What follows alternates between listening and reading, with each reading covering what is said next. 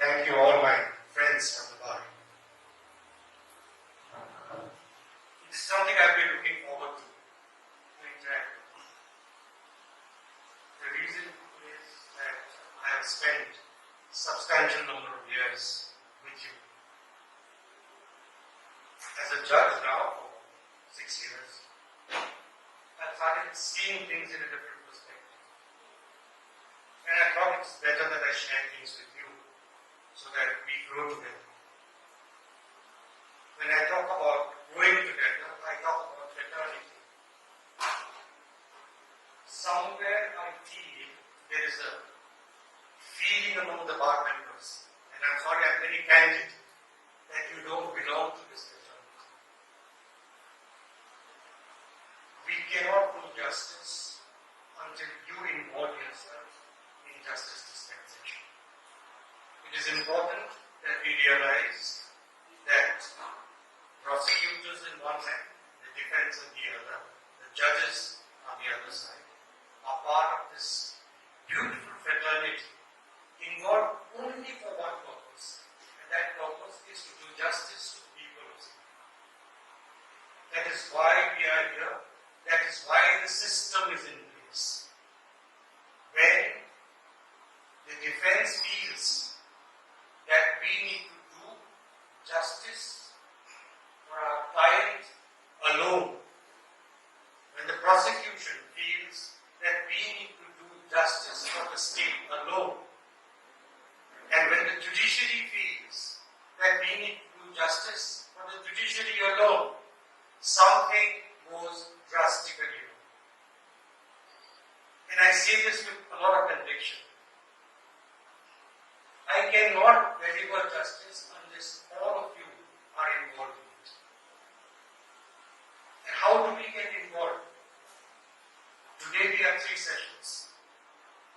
2 sessions are by me on principles of pleading and drafting, cross-examination, final arguments. Then we have a specialized session on commercial courts, then on the roles of advocate, ethics, professional ethics. Why are we doing all this? Do you think we feel that you are not aware? You are practicing advocates. You do your work.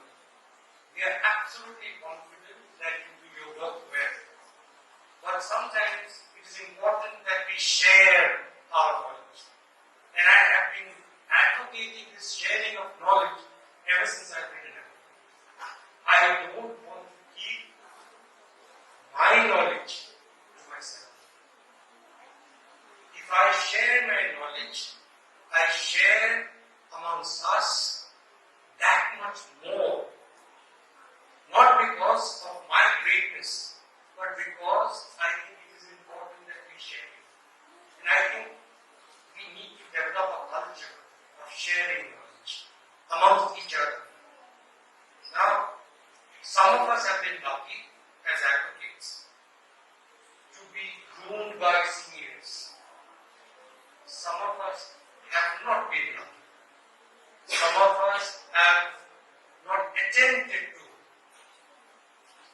So, a culture which evolves in bigger high forms of passing on from generation to generation of lawyers may not happen today. And I was discussing this with Mr. Tashi as well when we are talking about this.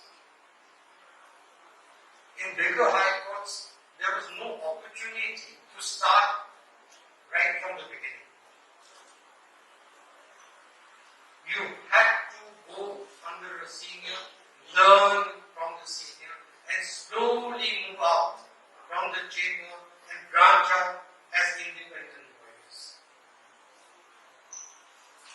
The prevailing situation in all our districts seems to suggest that there is lack of seniors and therefore proper guidance may not be possible. So how do we evolve a system which is better is also a matter of huge concern. I think, and I was suggesting to Mr. Tashi, we must start a system of mentoring. The senior members may not have the capacity to take a lot of young lawyers within your fold right in the beginning.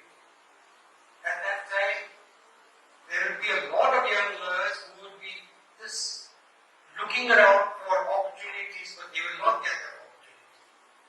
I think this is time the senior members of the bar take a responsibility amongst themselves and mentor juniors, even if you are not keeping juniors in your chamber because you don't have the capacity. But start mentoring. Identify people who you think needs your help. Talk to them. Spend time with them. Discuss issues with them. Learn from them. It's very important.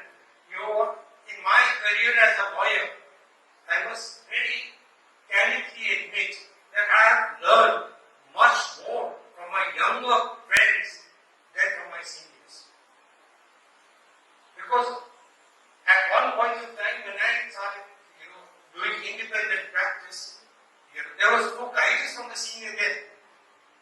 The only time I used to interact with the young lawyers, and sometimes the younger lawyers have this amazing capacity to seek knowledge. That thirst for knowledge is so important. It is so important that it makes you crave. And when you crave for something, you know you will get it.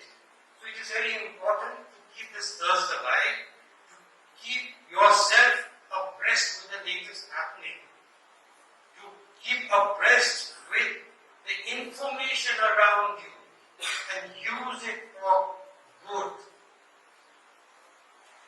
When I talk about good, it brings me to another issue.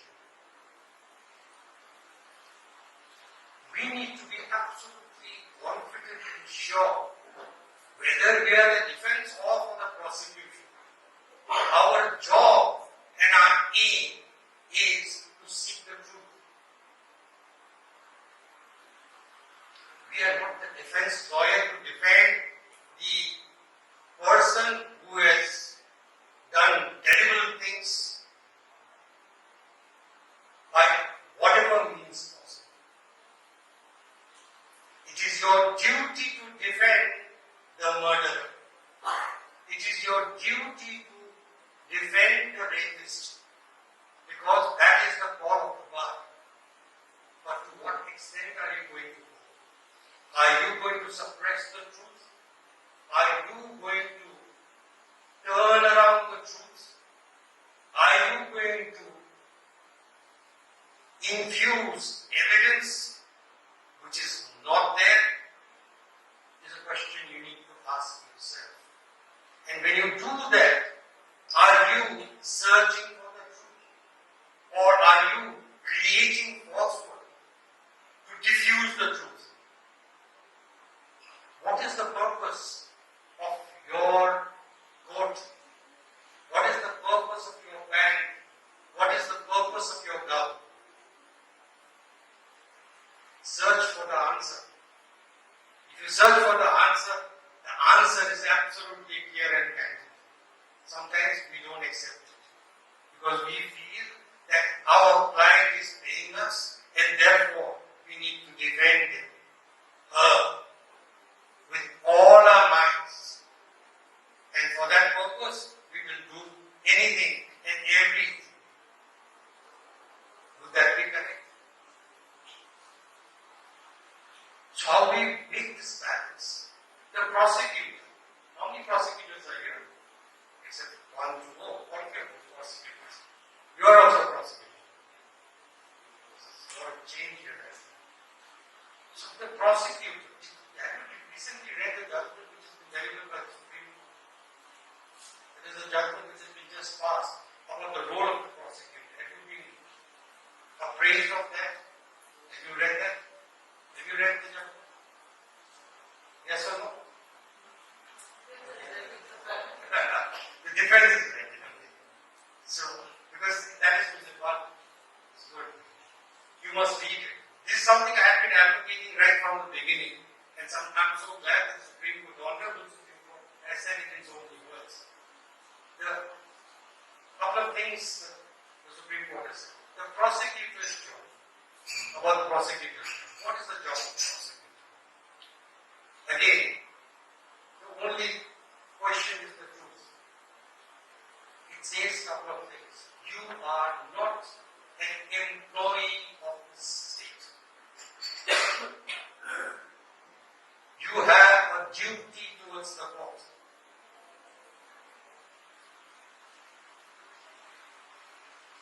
it is your job to ensure that justice is delivered.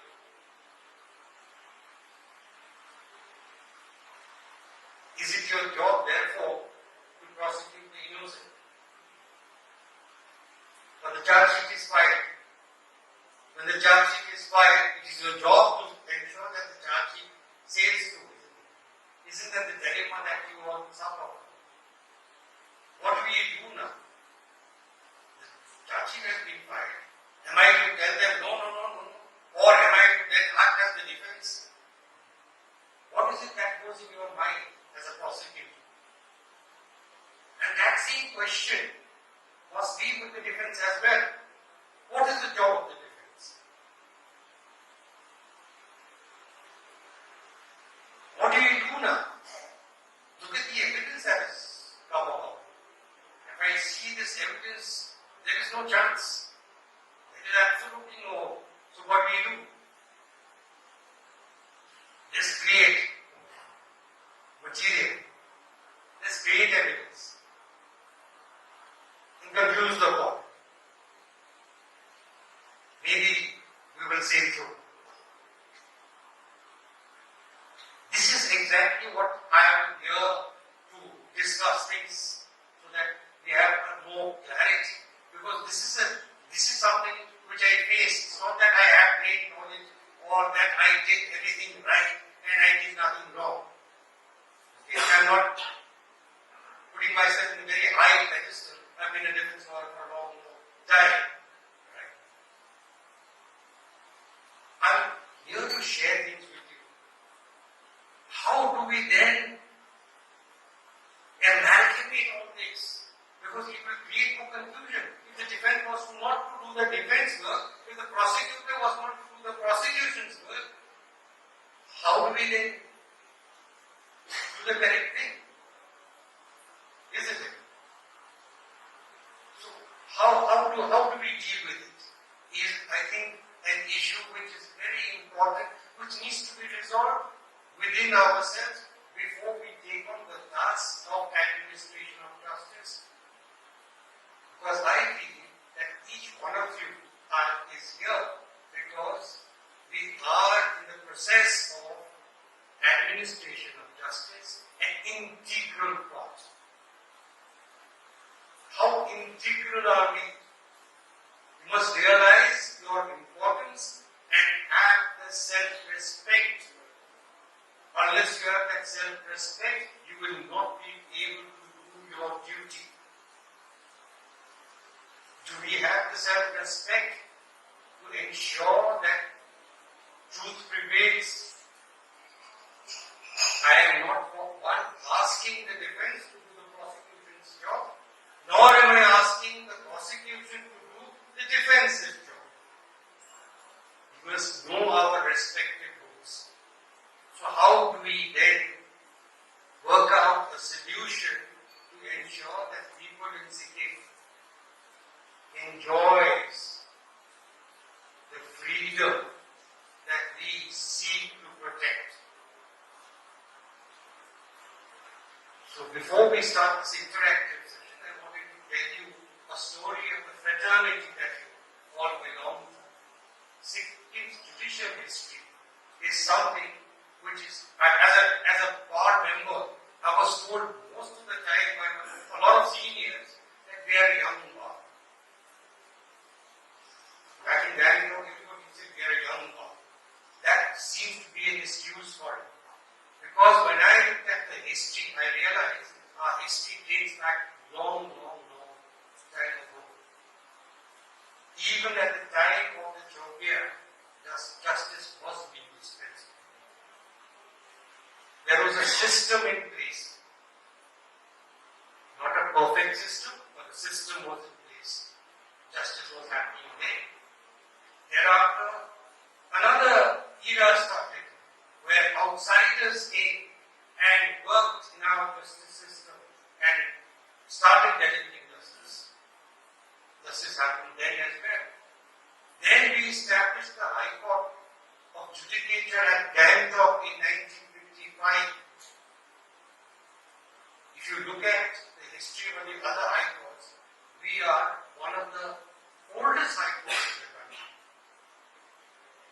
So how can we say we are a young judicial system? We are not. We are part of a legacy which is much beyond our age. In fact, going back a couple of generations, I had the privilege to read some of the judgments delivered by the king, keeping in mind the parameters of the system and the parameters of the legal thought at that time. He delivered justice. I also realized that way back in 1908 or 1909, a person by the name of Rapten came to Sikkim from what we know now as Pakistan. He traveled, he was a Sindhi. He came all the way from Lahore, became the secretary to the king, the Maharaja, and he soon got into the legal system. He became the chief judge of the chief court. You will find it interesting that the chief court was kind of a privy council court, which had about 4 or 5 benches, and each of these benches consisted of 3 judges. All the 3 judges were not legal luminaries, but landlords. It evolved from the Adda court system, which prevailed much prior. These 3 landlords sat in judgment. And because India was at that time under the British Raj, and we were a protectorate, the English speaking of the landlord became the presiding officer. Even they delivered justice. They wrote their judgments. Then in 1953, or not before that, this is the chief court. After the chief court in 1954, the Diwan came. When the Diwan came, the Diwan started administering justice as head of the court. He was the executive head as well as the judicial head.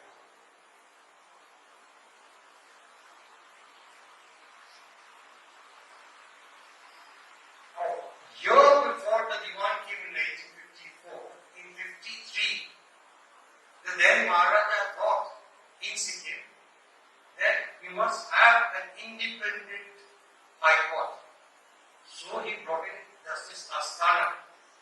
Justice Asthana came and he became a judge of the judicature of the High Court of Judicature in Gyalshing in 1953. That we had a judge, but we didn't have a High Court.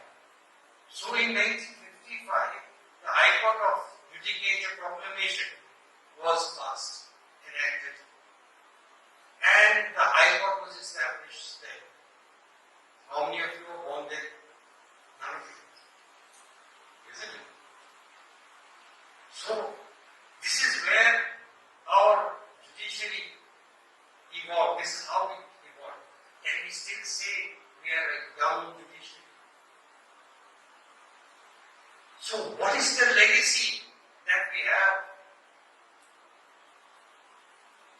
The High Court was manned by people of great stature. How many of you know who was the first Chief Justice of our High Court? You know, so it is at this very time. Your name? Sorry? Hon'ble signature. Absolutely correct. A great statesman, a great judge. Although the first judge who came was Justice Sachan. He was fitted to be the Chief Justice, but he did he went to Delhi, and then after that he started practicing in the Supreme Court, and he practiced in the Supreme Court till very recently. He's no more now. We have had judges like us, how many of you have read his judgments? Have any of you read his judgments? I urge you, make some time up, read his judgments. Why are these judgments important? I will tell you. At that time, even in the High Court, we did not have lawyers practicing. There were few lawyers coming from the neighboring state of West Bengal, and they would come and practice. Because most of the cases that he decided were decided him acting for this side, and thereafter this side, doing research for this side, doing research for this side, and then delivering his judgment. This was then. I'm talking about 77, 75, after 78.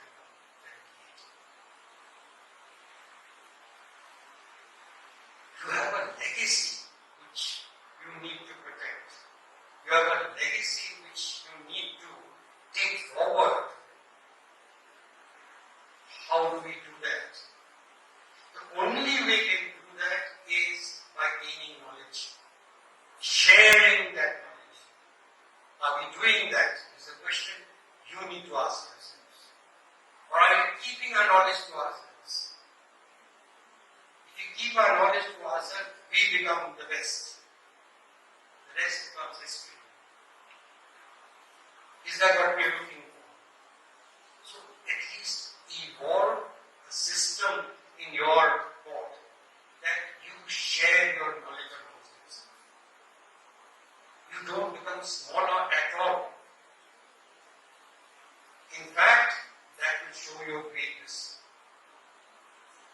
I think it is very important to share knowledge so that we take this great legacy of our great courts forward.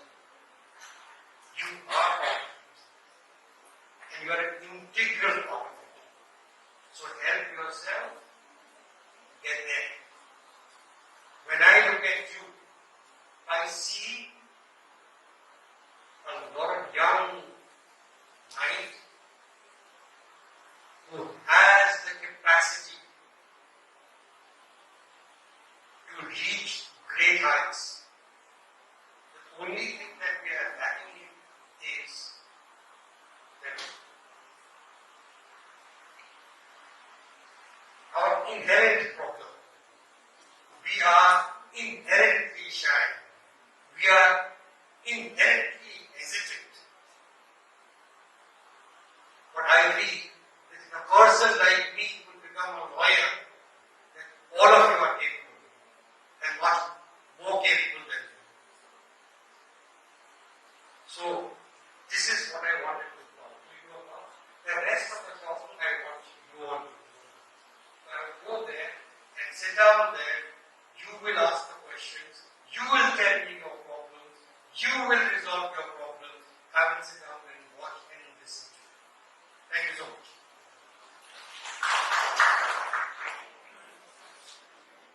So what is a plea and what is 6A? Let's talk about that. What is order 6? You have the CPC with you?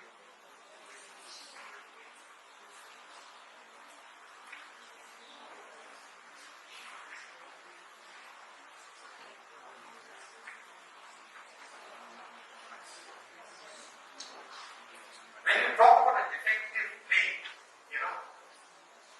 I see in you a good lawyer. You are seeking to seize an opportunity to destroy right at the beginning. That's a very good thing. You must have a killer instinct. But behind that is a story. And that's a human story which you need to understand. So when you ask me this question as to whether I should file a written statement, again it is not you who needs to tell the story. You are also representing another side, who are the defendants.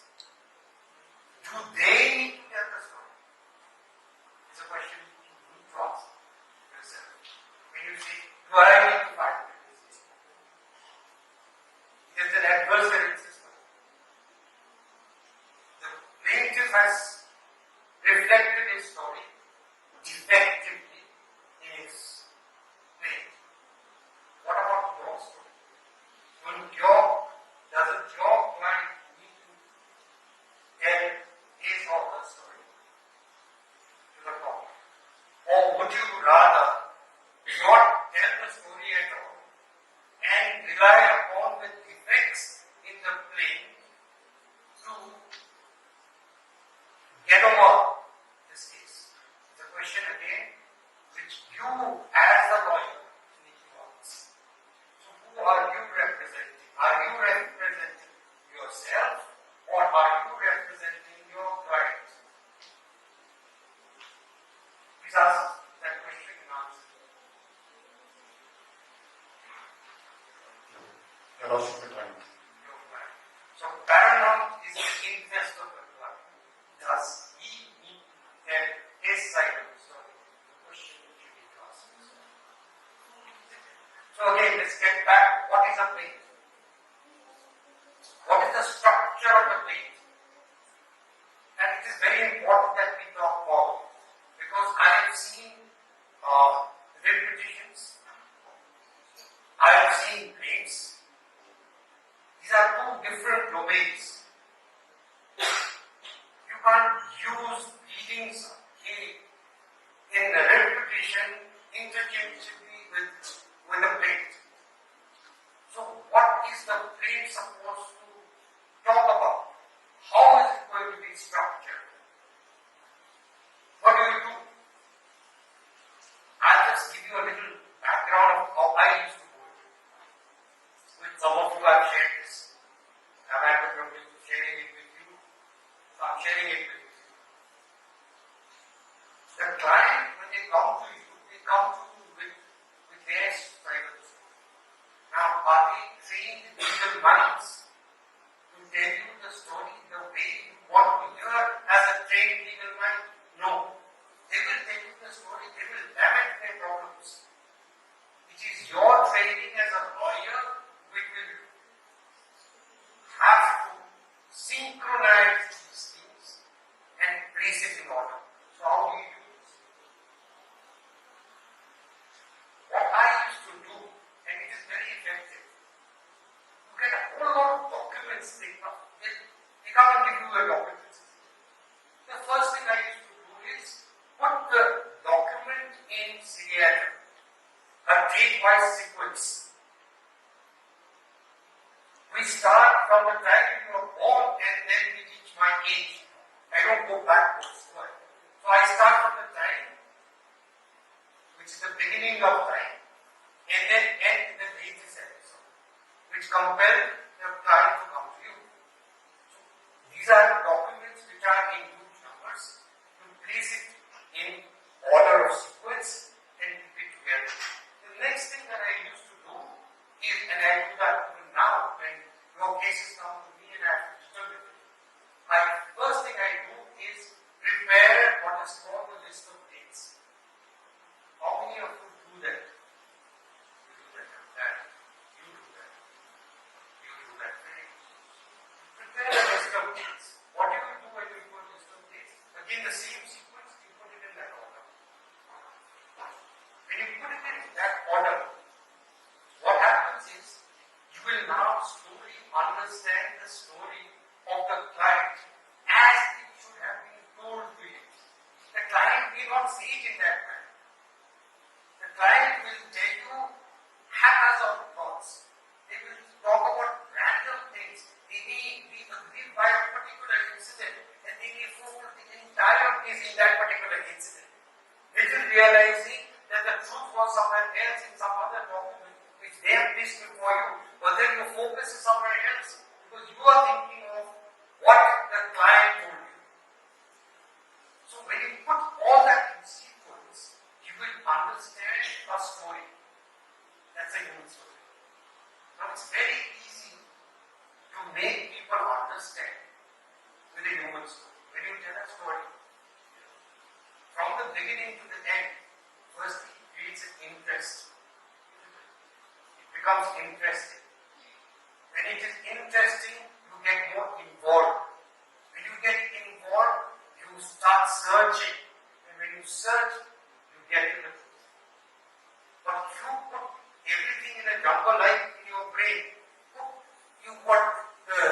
IBC curriculum, you've got all these acts, you put all of them together, there's a scramble of thoughts. Nothing will be in place. But if you now decongest, start weaning out things, there will be a story which will reflect the story of your client. Now, how do you place this story? We have a common problem in our bar. We make our statement of facts and your submission, put it in one place. So the first statement is a statement of fact, and the second statement is your submission. As you what you think about, do not do that. Place your facts in CBI, in its words. Keep your submissions later. CPC says no submissions. But in all our pleadings that I see, there is a whole lot of submissions. There are quotations from judgments of the Supreme Court, judgments of the Honorable High Court, all kinds of submissions. Not necessary. Then the payment was very small. The client may not pay you for that. That's the kind of terrible, isn't it? Think we go, should file for that, what the paisa paani. What chale bundle banaya hai? Client definitely ended up what chale dhincha. Now, what do you want to do is the question. I'm putting this question. This is a question of money, isn't it? So how do we deal with this? So you make a huge bundle, that's what you end up with one thing happening. What type of bundle is petition? If you go deep into your heart, is that what you need to do? CPCTs. What does it called? What does it say? Sorry? State the material facts. Correct? Then why are you putting judgments in the Supreme Court of the High Court? I don't see it here because I'm sorry, I'm very candid. But why are we doing it? It's for external purposes. To tell your client that you were correct. It can't be for anything else. Or tell the judge, look, I have done my research. I am a learned lawyer. I'll tell you a story. There was a case I was doing in the Supreme Court. And I keep telling this story. It was a case which came from the Calcutta. It was a very simple landlord-tenant dispute. They had failed before the division bench of the Calcutta High Court, and they came to the Supreme Court, came to me, came to my senior. I was not independent then. My senior called me up and told me, Bhaskar, there is this very important client, examine his case and file an Excel, a special petition case in terms of the division bench. I looked at it with great detail, and then I gave my opinion to my senior. He says, we are not going to win this case. He used to respect my opinion. He told his client his opinion. The client insisted that he needed to file this SLP for one reason. He wanted time. He wanted extension of time. You are representing the tenant. So my senior came back to me and told me that no, now you have to file this SLP. Do whatever you feel like. That was the instruction from my senior. I did not say no.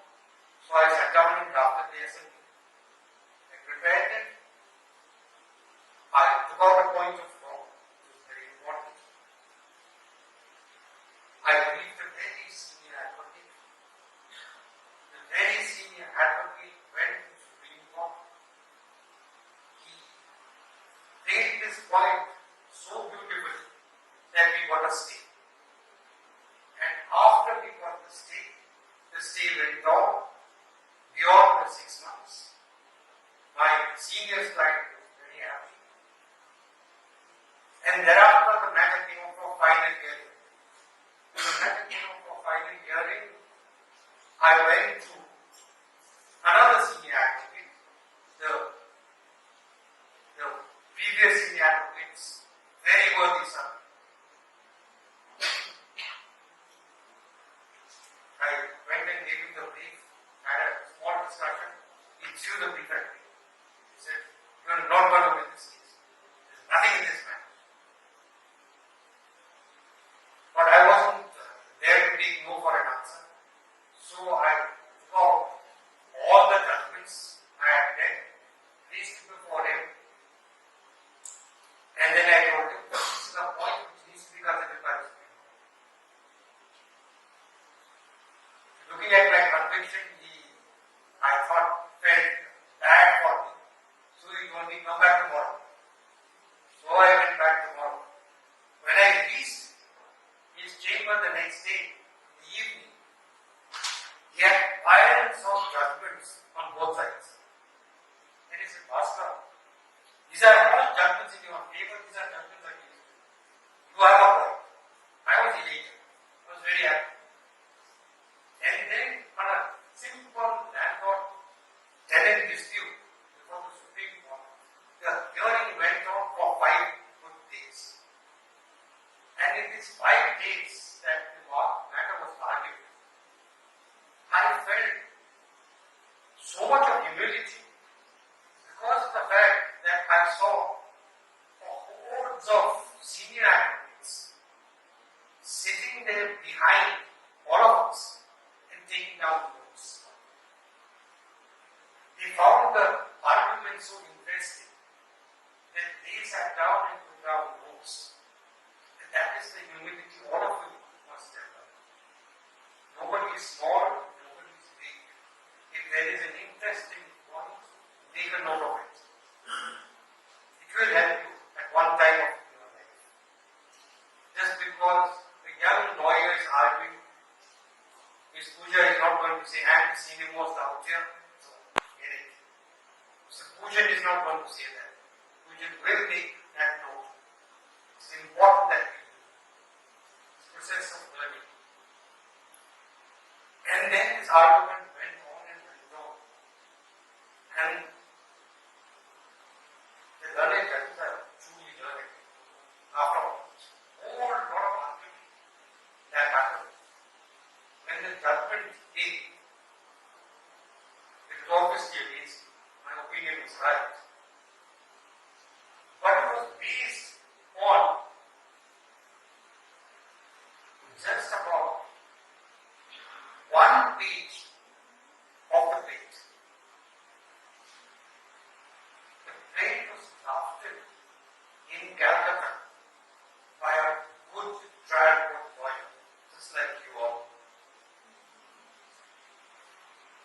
There was only 8 or 9 paragraphs in the plate. There was nothing glamorous about it. All that great arguments we made before the Honorable Supreme Court was the creation of our judicial thinking and our legal minds. You see? But the plate was drafted so beautifully in just about 7-8 paragraphs, and the entire case was determined because of one simple sentence. It said that I have a cause of action both under the law and as per the agreement. And the entire case, if you get time, it's called Rapten spread. Can you see the plate where that was drafted? Why this long story I'm telling you? The plate of just about a page has done the trick. With all the great legal minds of the country, and I am telling you the names of the judges, the lawyers who were involved. In the first hearing, it was Mr. Pradhan. the legend. On this final hearing, it was Mr. Rohinton Narayana, another legend, the Supreme Court judge. His judgments are landmark judgments. Mr. Palinariman is a legend which we all heard about. All that entire brain in the country, ultimately the interpretation was of a simple page, drafted in one page, stating what we rightly talk about, material facts. No glamour, no narration of great knowledge about the law. Simple facts and what is the prayer. What is it that you want? So the question that you need to ask is, when a client comes to you, what is it that your client wants? Now, how do I phrase it legally to get my client what he wants? What is the right is he talking about? Where does this right flow from? Where does it flow from? As you know, right must flow from something, isn't it? Where does the right flow from? Tell me, what are the sources of law? Please tell me, Mr. Wait, what is the source of law? Constitution, then you'll find a writ petition. What are the sources of law? As far as finding claims are concerned. CPC is the procedure. Where is the right coming from? CPC is the procedure. Where is the right coming from? When you talk about a landlord-tenant dispute, where does the right come from? Sorry. Contract. Any other answer? Landlord-tenant dispute. Laws of tenancy. It could be contract also, but landlord-tenant dispute could be. Now, which is the prevailing law of tenancy as far as leasing is concerned?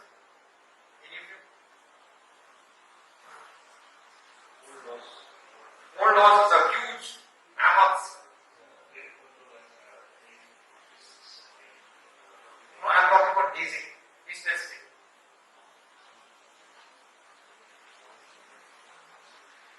Don't be embarrassed. If you don't know, you can see.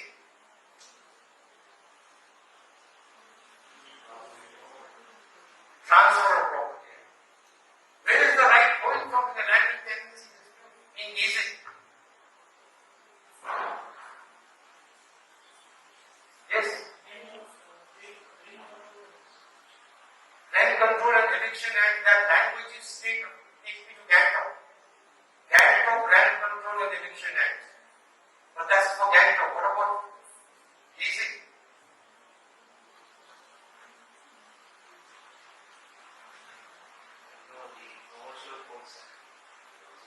That is the second session. That's the second session. Where is it coming from? Come on.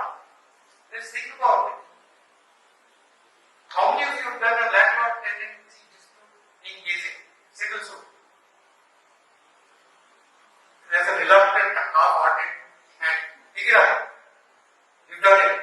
What was the dispute about? Sit down. Sorry, you very tall. I can see you.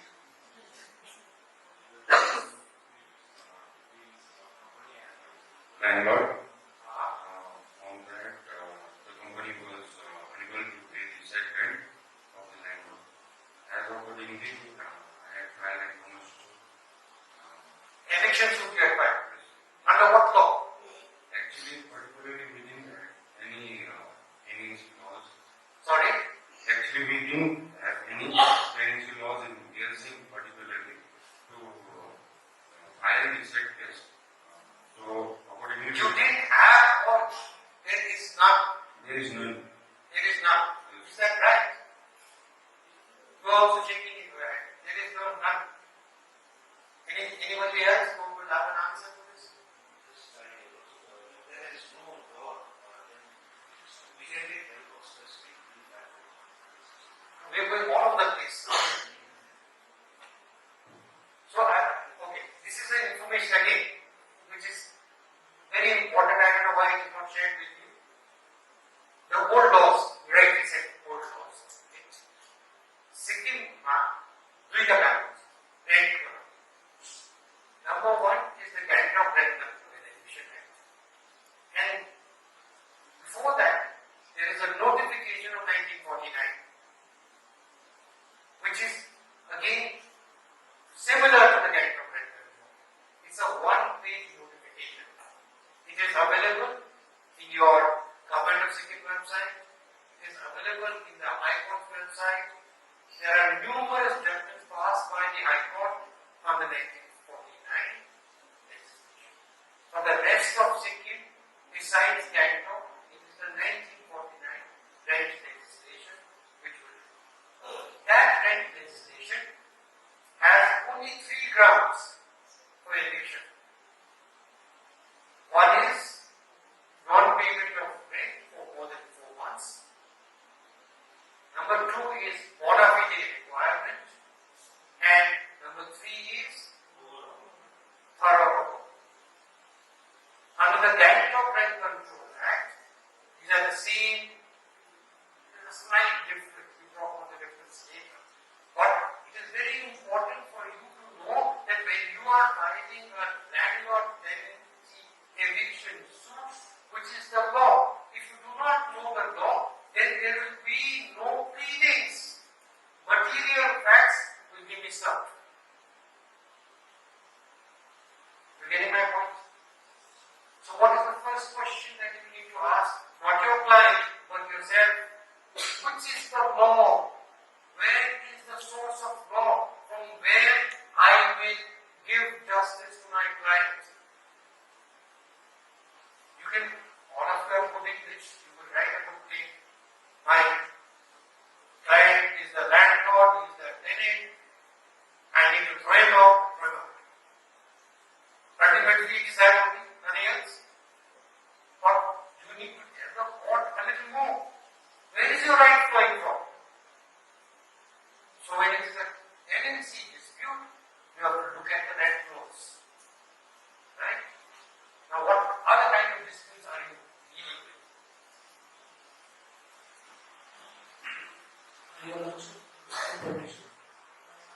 I'd like to share my personal experience. Your Lordship, when I started practice, obviously as novice lawyer, I really started first initial years. I think I might be moving further away from the topic, but we need to clarify this because it's a problem that some might face in the near future. Yes. Your Lordship, is regarding the withdrawal of the suit. What happened was somebody had drafted the claim, and I had a very hard time enjoying the suit. And Your Lordship, one more question I'd like to put on 23. What does order 23 say?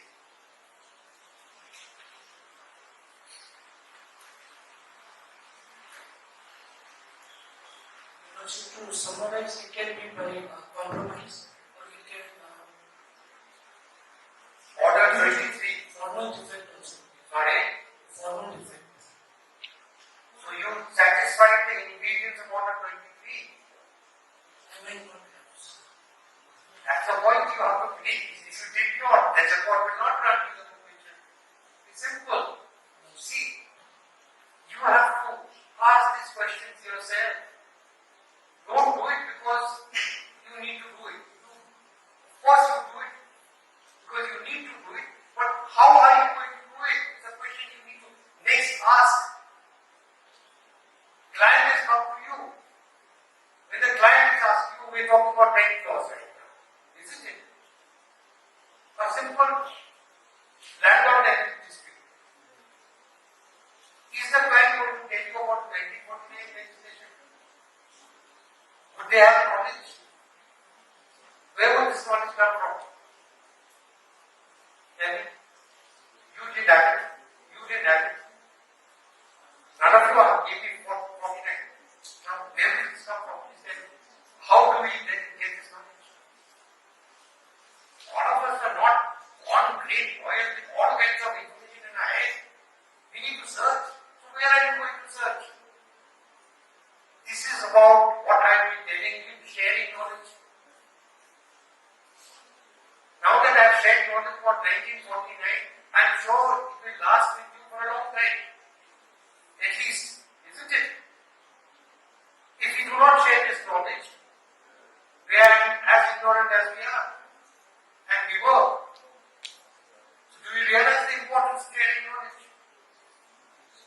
And this is what I was talking about mentoring. Get a mentor. Don't consider yourself senior. Get a mentor. Talk to somebody who a mentor could be, doesn't have to be greatly senior. It's just that maybe he has done practice for a period of time, a larger amount of practice in that area. He could be mentoring you in that. Don't be humiliated to seek questions and answers. Don't be embarrassed. I keep asking questions even now. Many of you who I don't know how many of you have appeared before me, you must be tired by the number of questions that I shoot out. I shoot out because it's not the fact that I want to show my knowledge. It is my lack of knowledge. And I need to be absolutely sure because you are going to come to me so that I give a verdict which must be fair. How can I say I have so much of knowledge and so much of greatness in me that I will deliver knowledge without asking questions? So there is nothing wrong in seeking answers. There is nothing wrong in asking the next person, maybe your rival. उसको मतलब 10,000 case बहुत देर में ये बड़ा होते हैं इसके बारे में तीनों सौ these are things that come to you. I mean, it has come to me, it will come to all of you. मेरे मन 200 केस उसको मतलब क्या करते हैं तीनों सौ 3 वर्ष सीनियर होना पड़ता है is all right. मेरे मन 200 केस वो इसके याद I'm not telling you all have negative thoughts. These are normal thoughts. All of us, I have gone through it. Nothing abnormal about you. But we need to do a little more. Right? Now, it is very important to understand your source of law. And to get that source of law, where will you see it is very difficult. For the rest of the country, you have these bare hands. What types of you have? Number 5, understand where you will get it from. You will get it from the High Court. Go ask for it. You will get it in your website, in the High Court website. If I am not mistaken, I had a look at the Namchi website and I saw the old laws there. How many of you know how to search for in a PDF format? This is knowledge which you need to gain. You need to be a little computer savvy. You need to have a little IT knowledge so that you can search within that and get the right answer. How many of you out here have used the search site of the High Court of Sikkim? Why haven't the rest? Why haven't the rest? Did you have the knowledge that there is a search option in the website? I'm glad. So search there. We have delivered a lot of judgments. Right or wrong? We have delivered a lot of judgments on various aspects. Now, what other types of cases comes to you? Yes.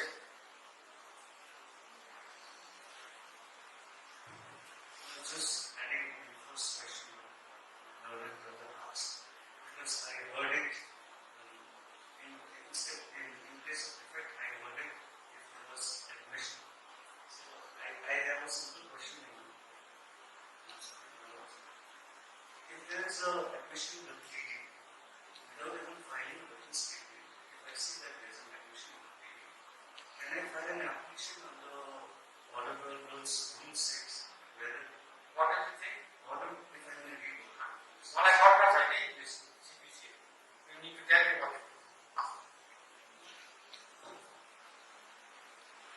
My Lords, Honorable Rule 6 reads Judgment on Admissions.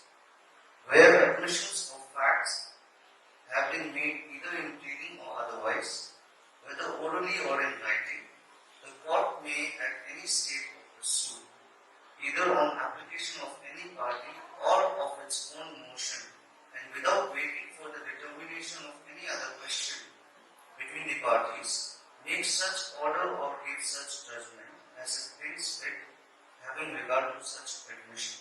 What is your answer? My Lords, upon reading the rule, it seems obvious that I can file an application, but I was just skeptical. What is the skepticism?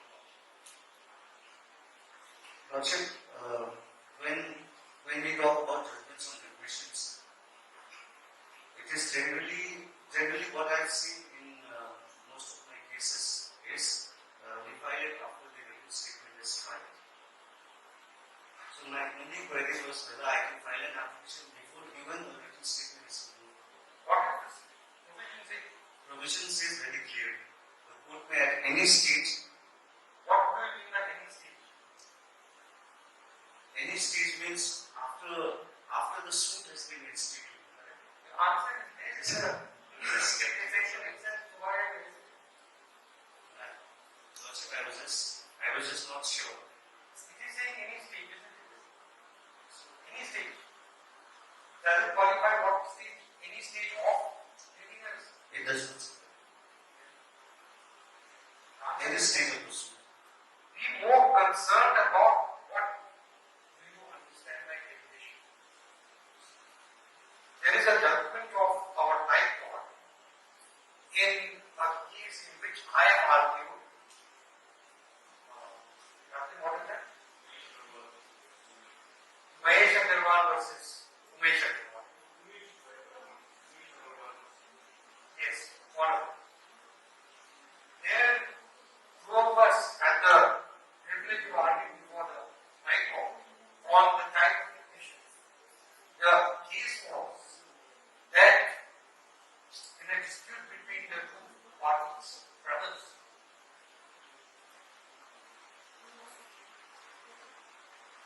the elder brother sought for judgment on admission, correctly if I'm wrong, on the ground that the younger brother at one point of time in another proceeding had filed a written statement in which he had admitted that the brother was the owner of the entire property. We have divorced. So, the question that was challenged before the High Court was, would this amount to admission? And if you read that judgment, you will understand admissions are of different types. There is something called judicial admissions, which on the face of it is admissible. But there are other types of admissions as well. So you got to be a little careful about what you understand about admission before you issue of that application. Do a little research on what are admissible. You have to look at the evidence. What are admissions under the evidence? If we examine that you saw in CPC. Now what is admission, however? CPC doesn't divide admission. So what is it? Admission.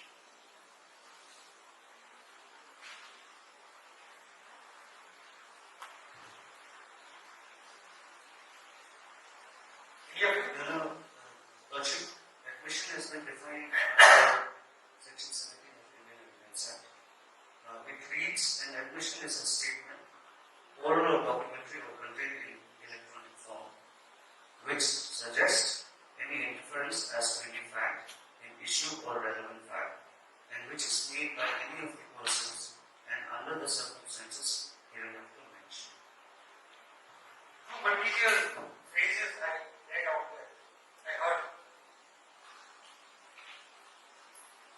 What are the material phrases? Oral and documentary. Sorry? No. Which suggests any interference as to any fact in issue or relevant fact. Fact in issue and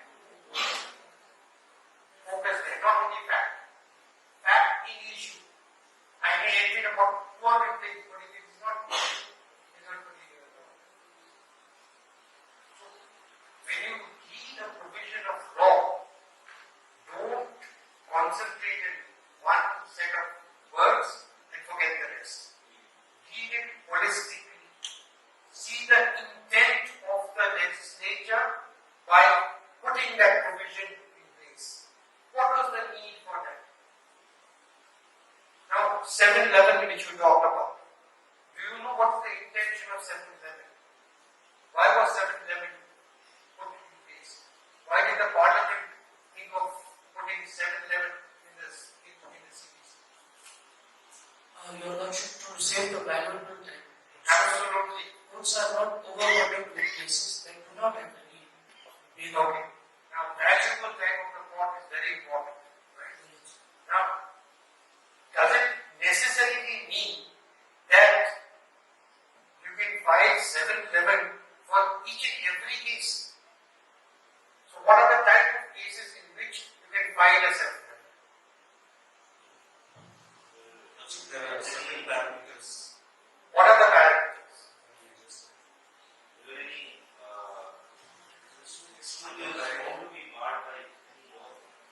When the suit is found to be barred by any law. Anything else? Actually, when it does not have a cause of action.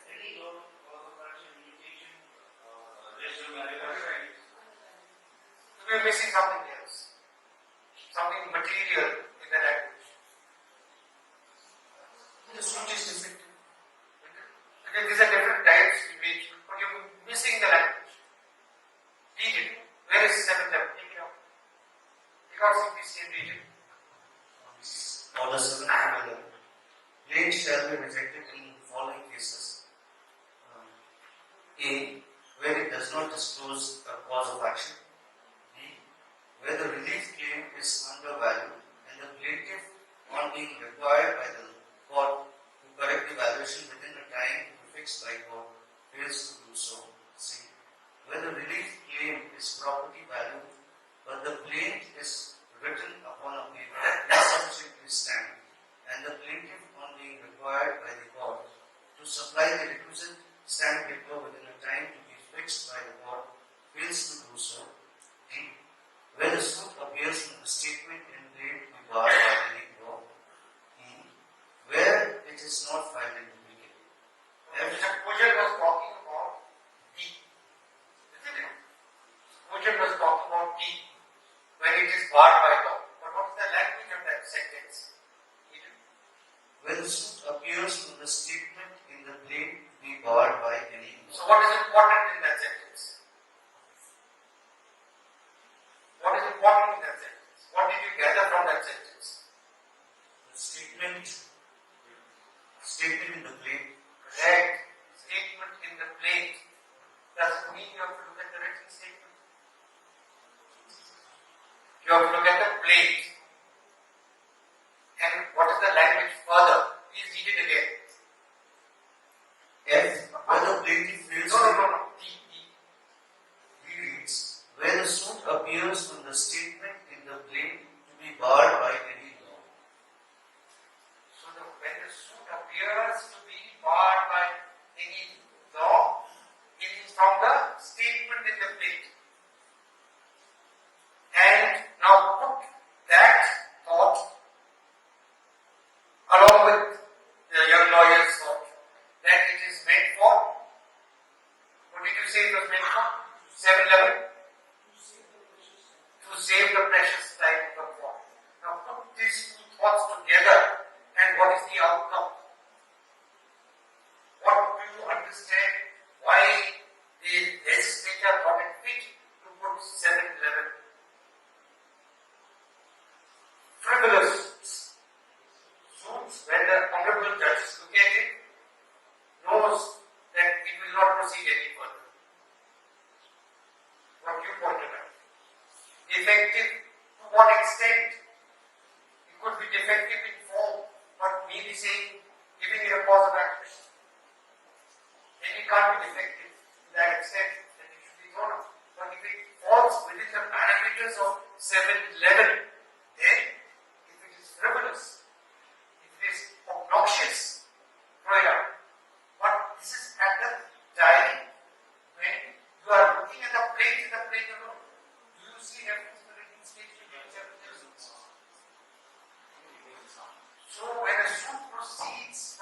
one stage to the other, then it must go through that process. But there are certain frivolous cases in which the court must exercise the power under sanction and throw it out if it falls within the parameters of self-reliance.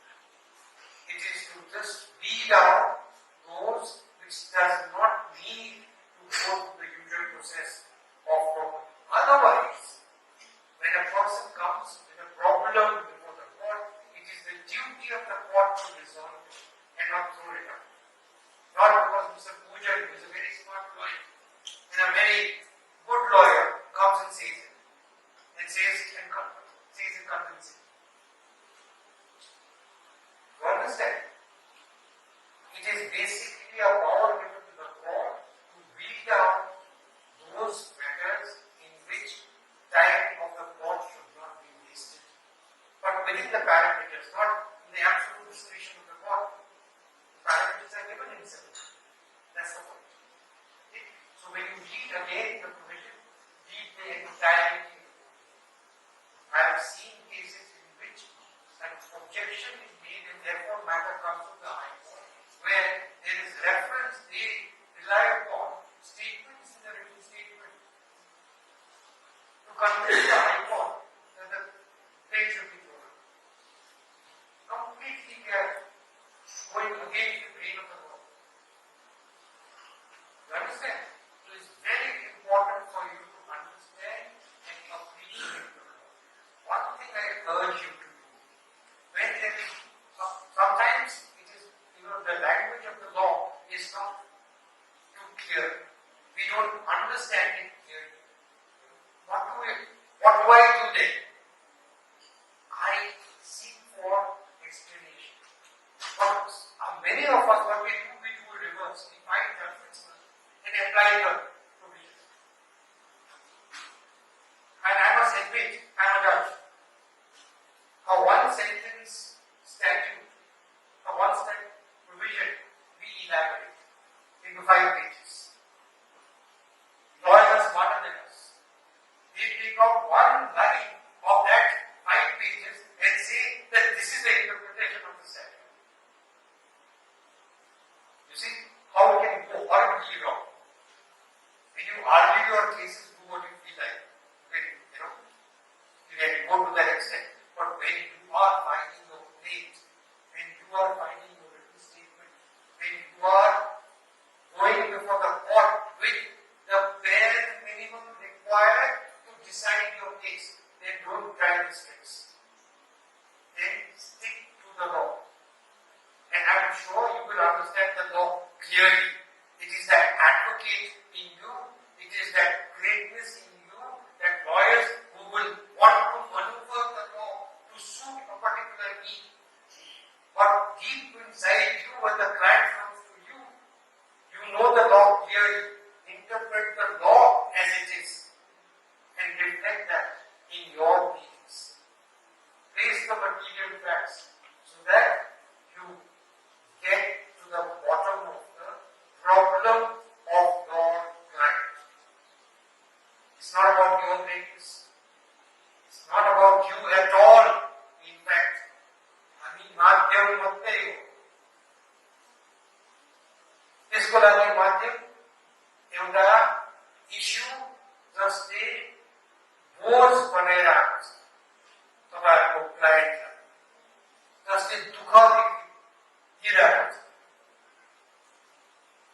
जसले पीडित पारिरहेको छ, त्यो दुःखलाई तपाईहरुले निकाल्ने, त्यो क्यान्सरलाई तपाईहरुले surgically remove गर्ने तपाईको काम त्यो हो.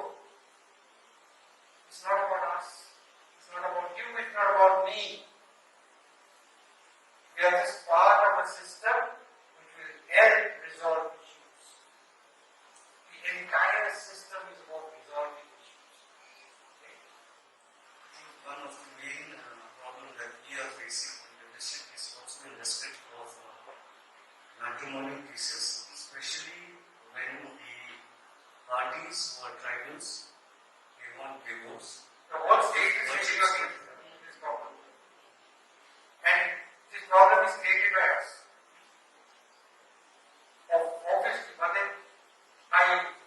all of you. You will resolve it. May I be candid enough to tell you what is lacking in your pleadings? It does not hurt you. The basic problem is what we just talked about. You are not asking yourself, where is this right flowing from? You're placing your facts correctly, but you're not asking yourself, where is the right flowing from? Can you get something determined by a court without a right? Ask this question. And there is a difference between the court of the Maharaja and the court of the judges. The court of the Maharaja was a benevolent court, all-powerful court. If Pujan came and asked me, as a Maharaja, give me somebody's head, I had the capacity to give you somebody's head. That was the king's power. As a judge, can I be giving you the same thing? So you can't ask for obnoxious. You can't ask what is not your right. So where is the right coming from? Where is it flowing from? If you don't ask this question, you will never get the answer and you will lose the case.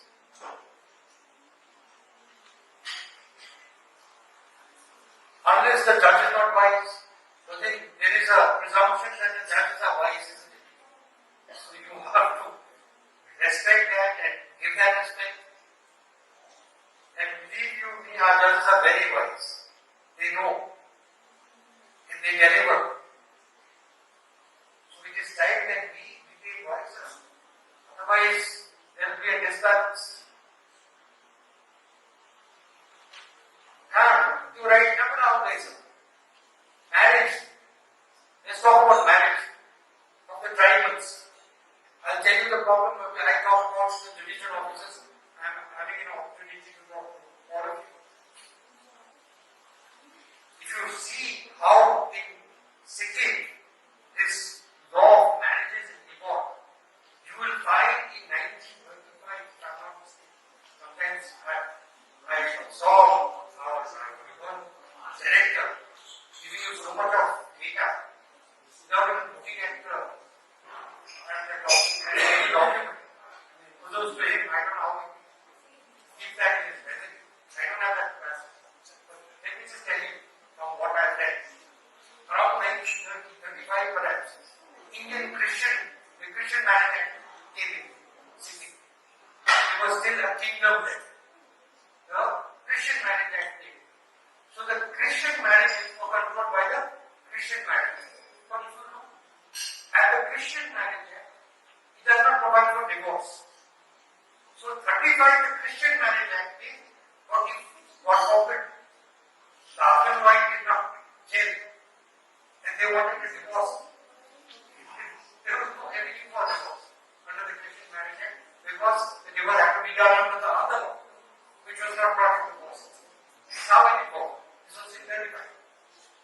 Then, in 1963, the Maharaja got it fixed. It was a very wise decision to come out with our own local law.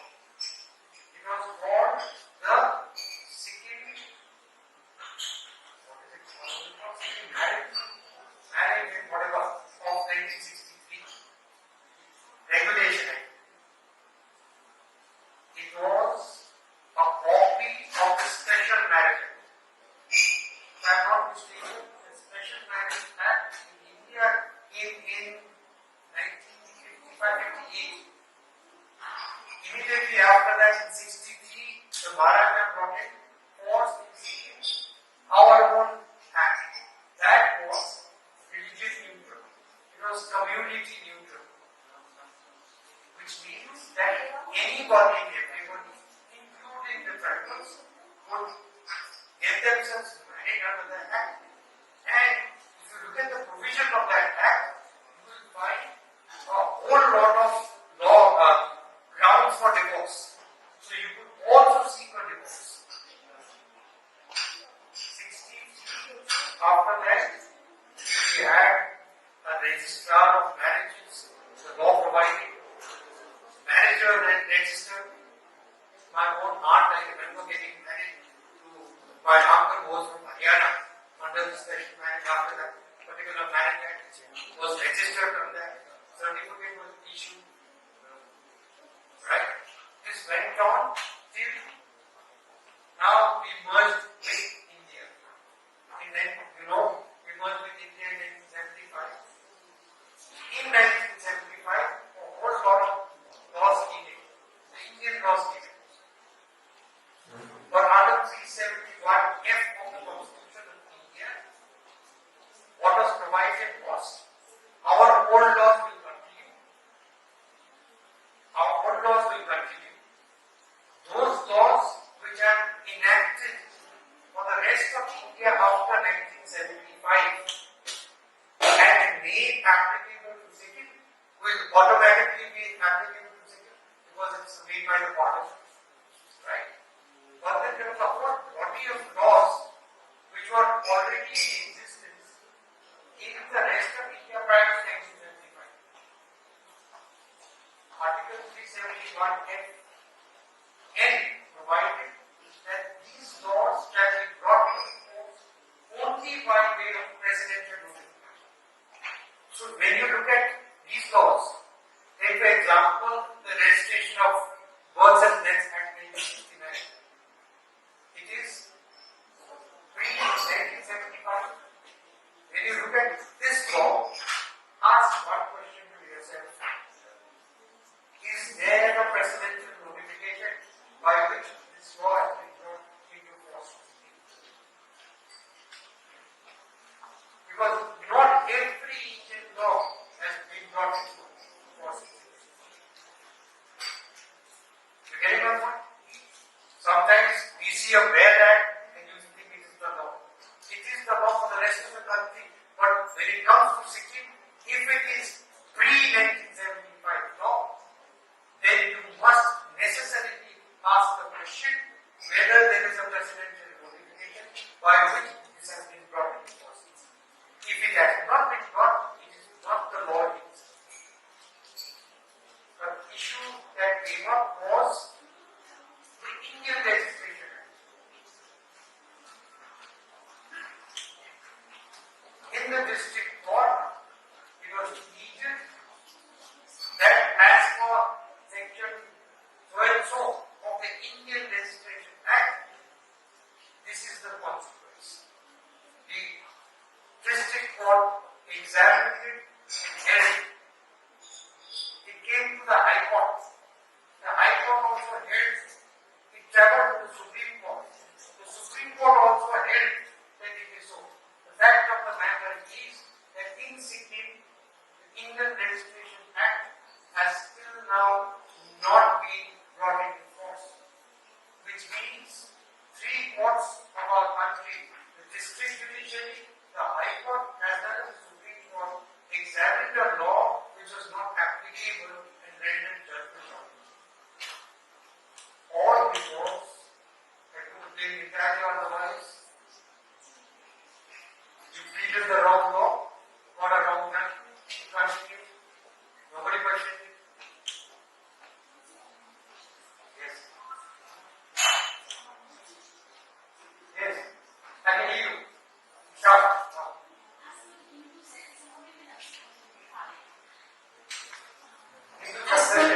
Hindu Succession Amendment Act of 2005. Sons and girls are getting equal rights over ancestral property, but is it came into force in the state of Sikkim? My question is. So that in the state of Sikkim, this is my question, my query. What is that a question you should be asking? Is it applicable in the state of Sikkim or not? Is that a question you should be asking me or asking yourself and finding it out yourself? I will give you the answer. It has not been brought into force. What? Sikkim also has its own old laws. What was it? Let me hear the words. As far as this is concerned. These are areas in which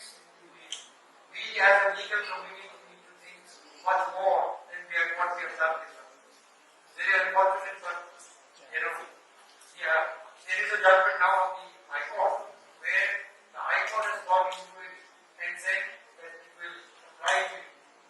If that judgment was not there, what happened is state with the women.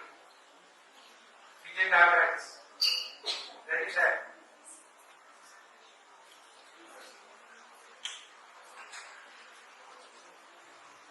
So you're getting my point.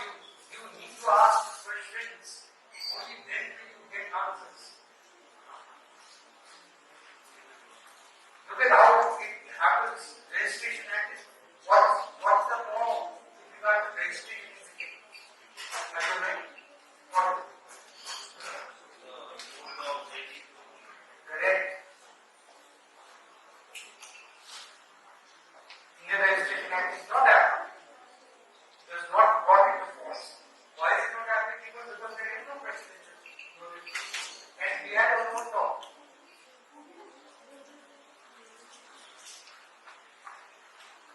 So it is very, very important to ask this question. Now, what other kind of civil suits are you filing? On what?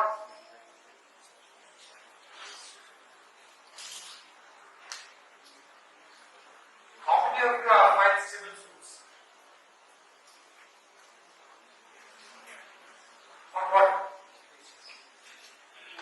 Property matters. What property? Basically, it's about sisters, sister properties, child Private property between brothers and sisters. Brother from which community? Scheduled tribe community. So when you are dealing with scheduled tribe community, where is the right coming from? Right. So basically, the main What is the prayer in your specific religion. what is the prayer? For the declaration Declaration that and for the any other beliefs. declaration that what is the declaration? Sorry, What is the declaration that you want? so the declaration that the ownership rightful owner of the property. Between brothers, Uh, between siblings. yes, something like that. Sorry? Basically, it's like a brother is saying, this is my property. It's not actually the siblings, it's actually to the relatives. When you say fathers, brothers, coming from that, the land, I think, my colleague, is for the London.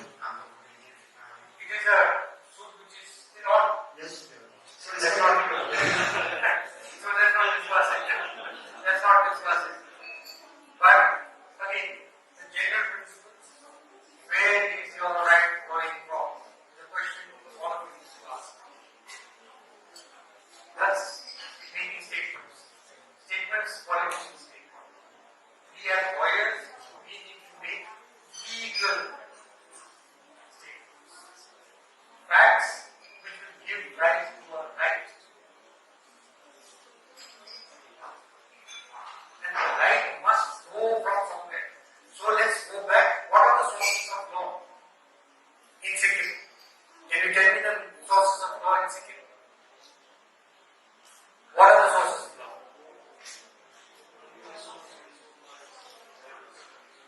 Okay, I'm not on tribals. What are the sources of law in Sikkim? What is revenue order? What?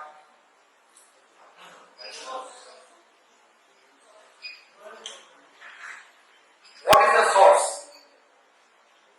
This type of source now, like a given. Now, this type of source given. Kunche glacier. You don't know what your state. Simo blade. That is the source. I'm asking, what are the sources of law in Sikkim? Huh? What are the sources of law? What sources of law?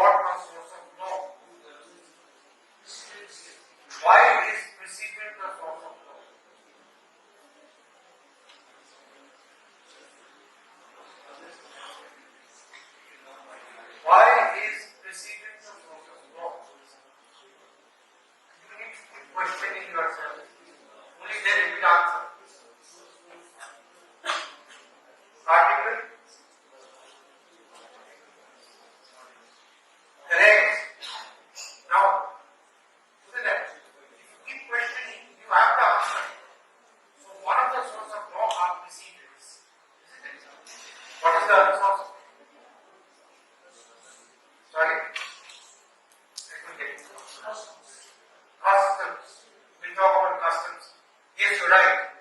What other sources of law?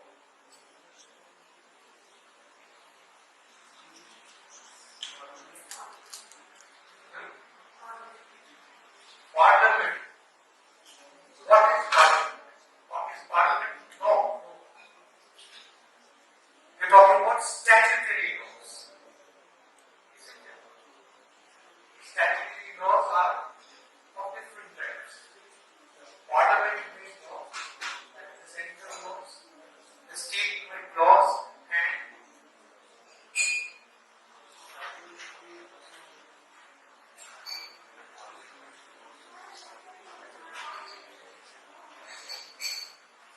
I'm talking about sources of law. Which are the other kinds of law? Parliament laws, state laws. Sorry? Executive orders. How is executive orders law? So that's the parliament again, that's the law of the constitution. So executive orders could be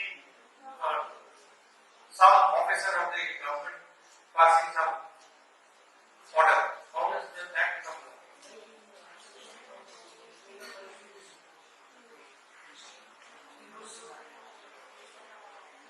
So that the source of law is from the statute. We already talked about the statute. Now, statutory law again that is divided. The parliamentary laws, the state-made laws, right? And in Sikkim, the old laws. Right? If you see the old laws, it may not have flown from any statute. It was basically declarations in the name of the king. But these are also now given the status of a statute because of Article 271 FK of the Constitution. Right? Then we have customary laws. So therefore we have in our examine each of our cases, whatever type of cases that comes to you, we have the central legislation, which are all these. Then we have the state laws, and then we have customary laws. These are the only sources of law. So when a case comes to you, then you need to draft your plate. Where do you have to look at? Either the parliament-made laws, or the state-made laws, or your customs. You don't have to go anywhere else. But if you don't look at any three, then how are you even saying the material facts in your plate? If you did not know about the 49 notifications, then how did you state the material fact? What according to you is a material fact? Ask yourself this question. If I don't know the Character of Rent Control Act, if I don't know the 1949 notification, if I do not know the marriage laws in Sikkim, if I don't know the revenue order number 1, how do I draft a plate? You will draft a plate because only the basis will be what the client told you. But then the client can do it themselves. They can do it. So why do they need you? If you are writing what the client told you only and not applying the facts to the law and then seeking their right, then why are you needed? Why should you be the conduit? Only for the clients to pay money?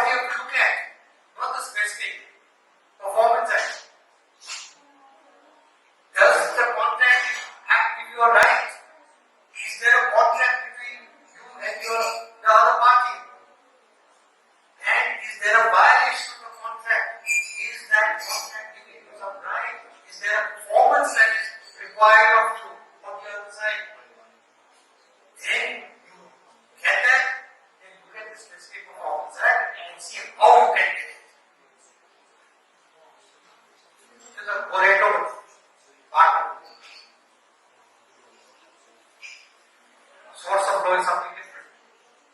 Don't get confused about where your sources are. If you do not understand this, there will be a whole lot of cases, trials will go on for ages, and ultimately the problem will not be resolved. You know the travel of a litigation from the district judiciary to the high court to the Supreme Court. You know the time that it takes. 3 years, 4 years in the district judiciary, 2 years in the high court, 15 years in the Supreme Court. The client who came to you as a young man will be feeble and old, with several grandchildren cursing him of not resolving the dispute of their landed property. Look at that client, look at the problem. All happened in those. At one time during trial, we did not think it fit to examine that seriousness. Do I have a conviction? All of you have that seriousness? Yes, I have. Focus now. Get person focused into resolving problems for the people that come to you. They will bless you. That blessing is greater than the huge amounts of money that you will take. Of course, you will take the money as well. But be blessed. Take that particular person. You know that satisfaction that you get. I'll tell you a story. When I was sitting in my chamber in Gandalf, it was in the evening, and I found a lot of noise outside. It was my chamber was a room with my dad gave in a guest house which is run by my brother. He gave me one small room there at my chamber. We have visited it. It was in the evening around 6 o'clock, there was a lot of noise outside. There was a male voice, there was a female voice, and then two of them walked in. When I interviewed them, I realized they were husband and wife. They were quarreling. There was both wanted divorce. Both of them wanted me as the lawyer. There was a huge problem for me. I can't take both of them as a lawyer. The law prohibits. I can take one of them. You know. What do you do? So I said, do you mind if I interview both of you? They said yes. So I asked the husband to go out. I sat with the wife for half an hour. Discussed the problem. And I asked her to wait outside. I called the husband. Sat with him for another 15-20 minutes. Then I told them to go out. And then asked them to come after half an hour. He came back. I realized the seriousness of the matter. And then I sat down with them. I will not share with you what I talked and what I felt and how I did it. In the end of it, the husband got up, held his wife, and said, "Budi, Bhaskar." And the girl went. After that, I followed up in the East District, because I knew it was from the East District. I followed up this issue for almost 3 years, constantly telling my younger colleagues to go and find out if there is any litigation that has been filed. You won't believe it. There was no litigation. They had resolved the differences. Did I make any money out of it? Absolutely not. How much time did I spend? Barely about 2.5 hours. Today, even as a judge, when I speak to you, I speak with that pride. That one incident touched me so much. I have made huge amounts of money as a lawyer. But this particular incident stays deep inside.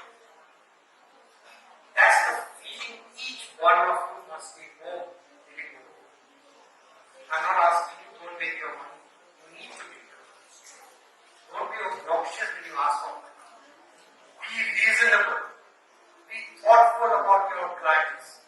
Be thoughtful about the situation they are in. Merely because I'm a great lawyer doesn't tell me that I should be talking obnoxious about people who can't afford it. There are times in which, even if it is not a legally matter, you should be able to do their cases pro bono with a feeling and desire to resolve that cross-examination. What else? Sorry? All of you are so active. I'm so happy. I can understand any of you though. Since all of you spoke in one. What was it? Preparation of final arguments and process. This is something again which is deeply within. And it takes me back, I'll tell you, I keep narrating this story. I was a person who was absolutely shy. I wouldn't be able to speak. I wouldn't forget speaking. I would be, embarrassed to speak to anyone, elders, juniors, youngsters, anyone. If you ask my school friends in JE, they are still shocked that I am a lawyer. I became a lawyer. Now, a person like me could become a lawyer. Can be successful. Then I think the people who can. And therefore I cherish the times that are spent in the court. I cherish the times I have spent learning of cross-examination. I have cherished the times that I have then taken on the mantle and the task of cross-examining people. And I have cherished those memories which have led to my client winning the case.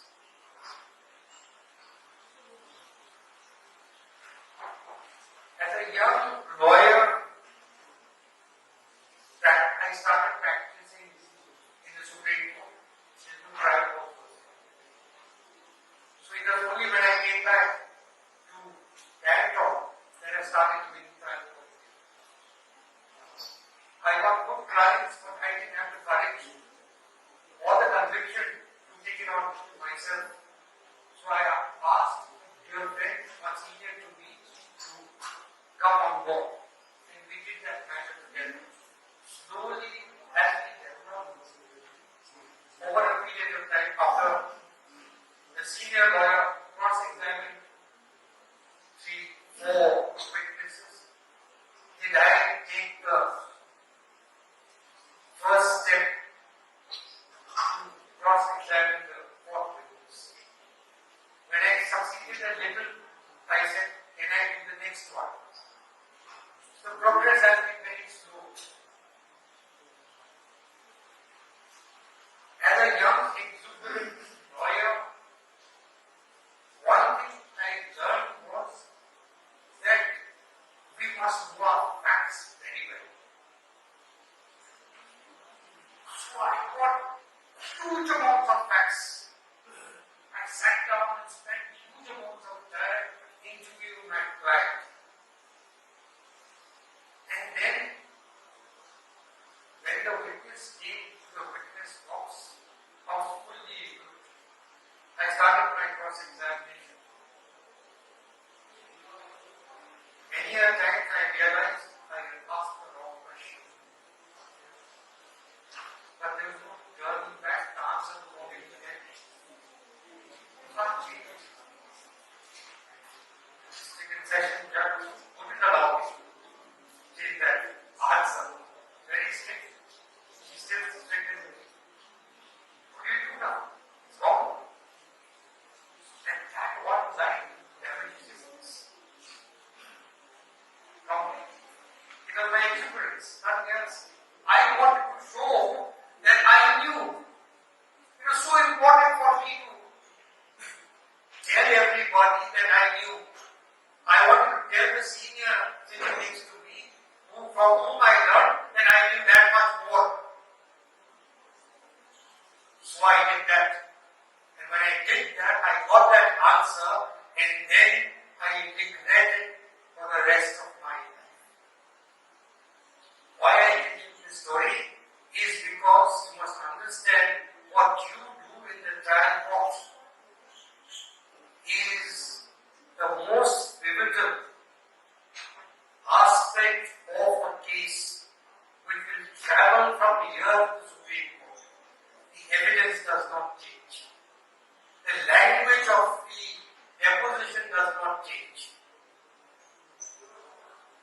is argued before the High Court, what is argued before the Supreme Court is the law. And how we interpret the facts will not change. And I must tell you another thing. If you look at the statistics, if the district judiciary is disposing 100 cases, it is only 10 or 15 of those cases which are traveling to the High Court. Out of that 10 or 15, it is only 1 or 2 which is traveling to the Supreme Court. How do you see this? I see it as that a substantial amount of justice dispensation is being done here by all of you. We are just looking at the law. The justice dispensation is happening out here. This is how important all of you are here. Don't feel we are sitting in a district and therefore somebody will take care of it in the High Court later on. No, nobody can take care of it. Get the best lawyer. Get Mr. Rapten, God rest his soul in peace, is no more. Even he won't be able to do anything. Once it is there, etched in pen and ink and sealed by the session judge, it is gone, delivered. This is the enormous amount of task that is before you. So the first pivotal thing which you must know for the art of cross-examination is that you are all cross-examining lawyers, except the prosecutors who rarely get a chance. That you are the most important.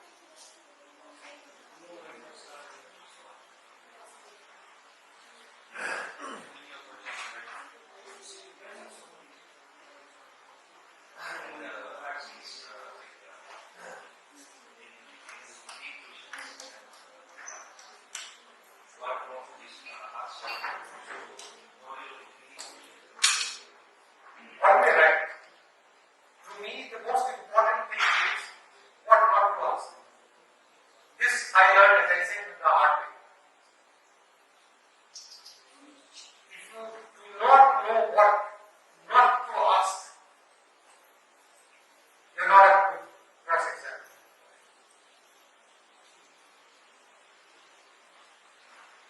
So take that as the most important. I should know what I should not ask.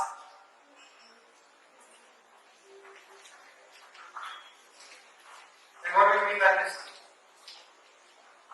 What not to ask? Even मेरे ख्याल से तो बोला कि जैसे payment देना point है supply का बॉस को बुलाई क्लाइंट से बोले ऐसा की बात ₹0 होते फटके बॉस ये लगी ना पैसा I know. So the point and this is a conflict. What not to ask? Suppose there is a witness who has deposed ABC and ABC does not hurt him. Then what is the question that you will ask this person? And why would you ask this question? Again, keep in mind what is your purpose then.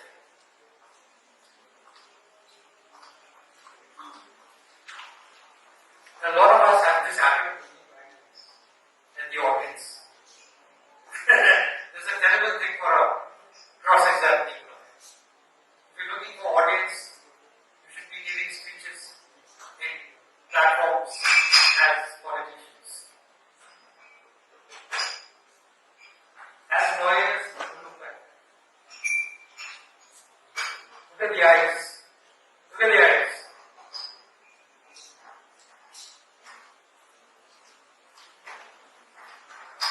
But just looking at your eyes doesn't change anything.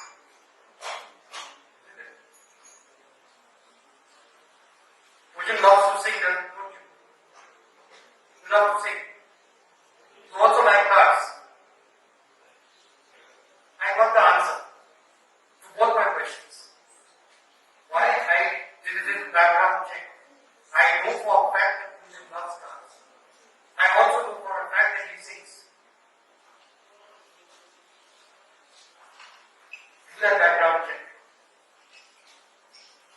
You need to control your witnesses.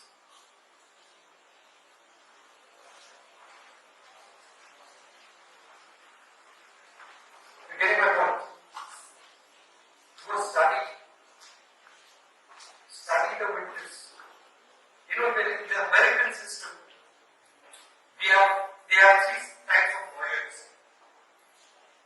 The lawyer who does just investigation. They investigate into the case, they investigate into the background of the witnesses, and they also do an investigation about the jury that is there. That whole lot of information is then given to the solicitor, who then hires the lawyers to do the actual work. In our system, we don't have to. We need to put all the three together and do that job. So in cross-examination, for witness, the first thing that you need to do is do not cross-examine the witness until you are sure of the answer. Do not put questions for which you don't have the answer.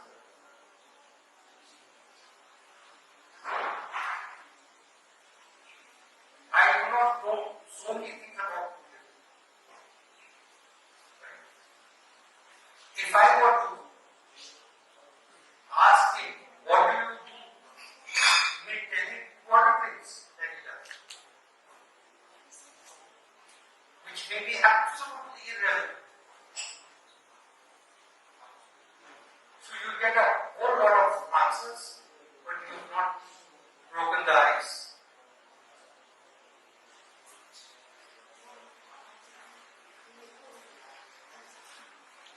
It is very important to be on top of your game. What do I mean by that? When you enter the courtroom and then the witness comes, from that time you need to be in control. If you lose that control, you will find different kinds of witnesses. Witnesses who are absolutely obnoxious. Witnesses who think that they know more than you. Witnesses who think that they can confront you. Witnesses who think that they can mislead you.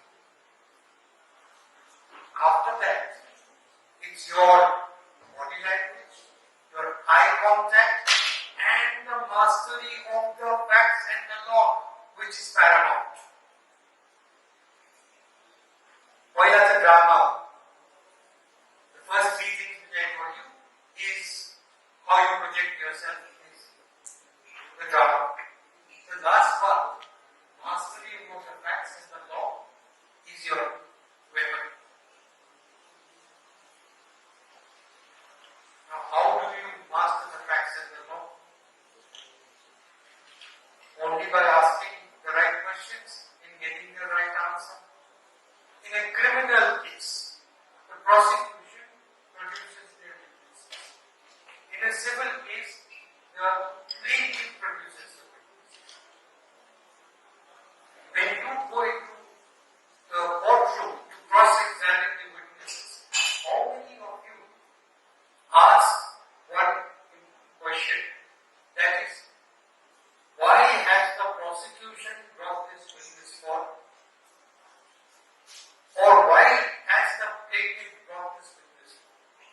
Do you ask yourself this question? If you do not have not asked this question, ask it. And don't ask it in the courtroom. Ask it in your chambers. Ye ho. Somewhere the discourse not like. No. Keep you witness को you case someone सम्बन्ध के छ, relation के छ, उनीहरूको relation के छ प्लेन्टिफ र त्यो विटनेस। योभन्दा पहिला पनि यो प्लेन्टिफले यस्तो केस गरेको थियो कि थिएन, यो विटनेस उसलाई सपोर्ट गरेको थियो कि थिएन।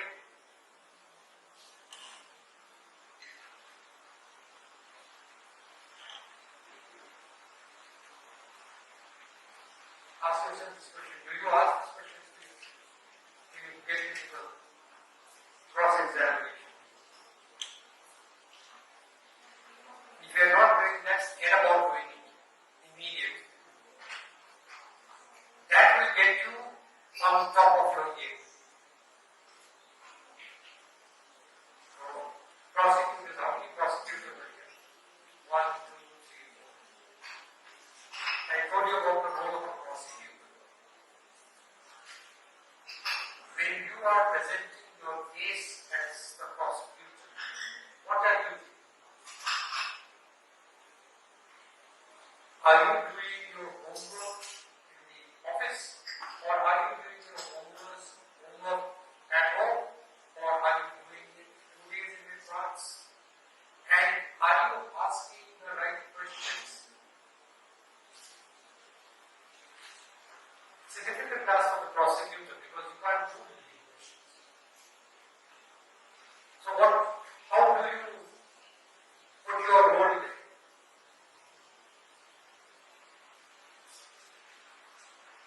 के भएको भनेर सोचिरहेको छ। Is that all that you are required to do? Is that the role assigned to you? When, as a prosecutor, the charge sheet is brought, do you ask questions to the investigating officer? Do you sit down and interview him as to where did you get all this information from? How did you get it?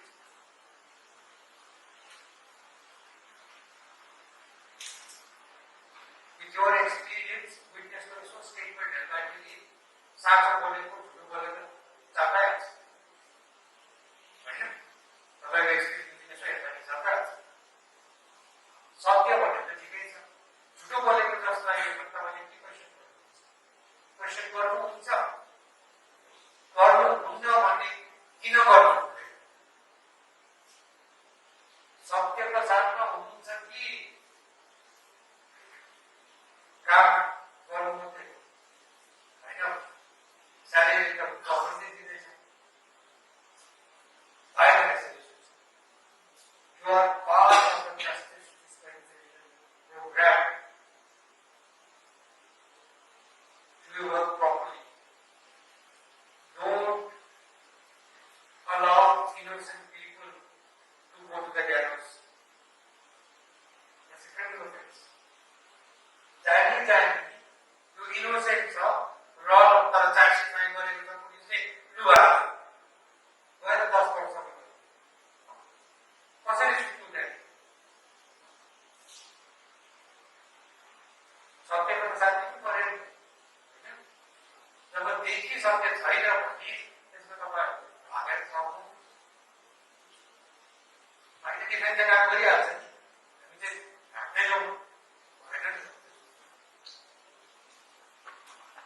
सत्य अगाडि राख्नु पऱ्यो नि त तपाईँले। त्यसैको लागि त तपाईँलाई हायर गरेको, नभए त पुलिसले फाइल गरेर गइहाल्यो। किन चाहियो prosecutor? Public prosecutor, government prosecutor, public prosecutor, पब्लिकको लागि, जनताको लागि, तपाईँहरूलाई लागि। तर काम, because we are an adversarial system, right? Both sides needs to be strong. एक साइडमा हुनार डिफेन्स लयर, अर्को साइडमा छैन भने मिल्दैन। अन्त तपाईँहरू जस्तो राम्रो लयरहरूलाई गभर्मेन्टले अपोइन्ट गरेर सुम्पिएको छ काम। त्यो काम कसरी गर्यो? गभर्मेन्टको दफ्तरमा फाइल साइन गरेको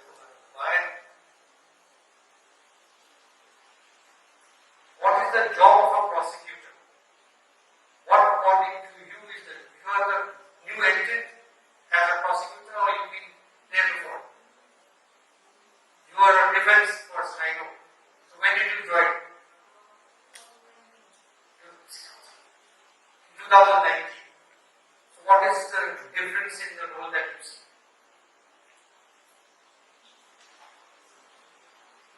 No?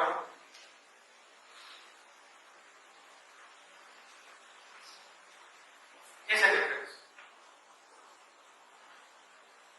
When a private client comes to our police house, no? What would be difference?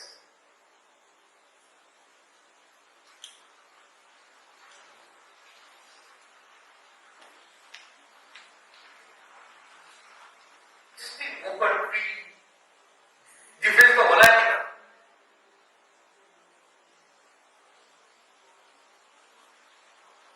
Honest.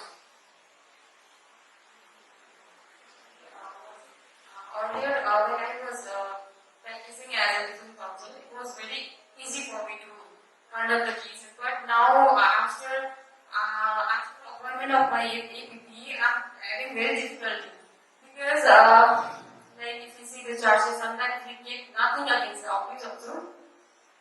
But then also we have to proceed because if sometimes we submit that we want to talk this witness that why now we have to take the opinion from the IU as well as the SP also. So we have no option but to continue with the case, Rasim. So this is very difficult for me to explain. You are appointed as Assistant PPA. Assistant Public Prosecutor. Is under which provision of CIPC? It is What was that? What was that?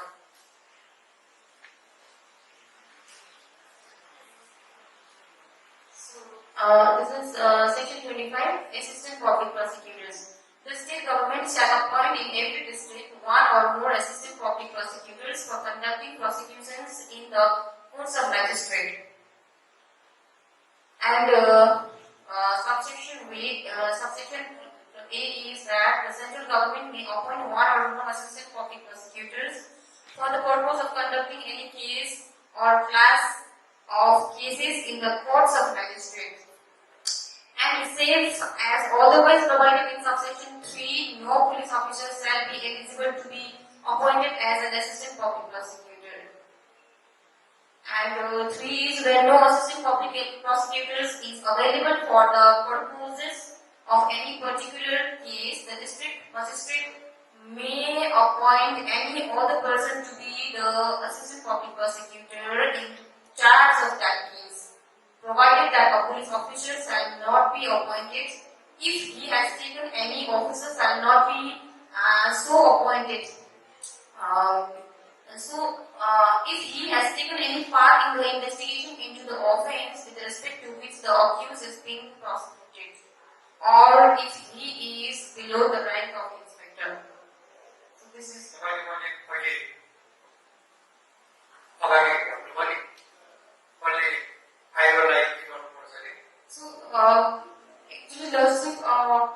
even if we desire for the dropping of the witness, then we have to seek permission. So without nowhere it is mentioned, but if the it's already charge sheet is big. Now if I again drop the witness, then spoil our case. So by anyhow we have to continue for the trial. So we have no option now, because time to time we are going to attending the meeting. Option पर जाओ. हमारे exercise को बात करते हैं.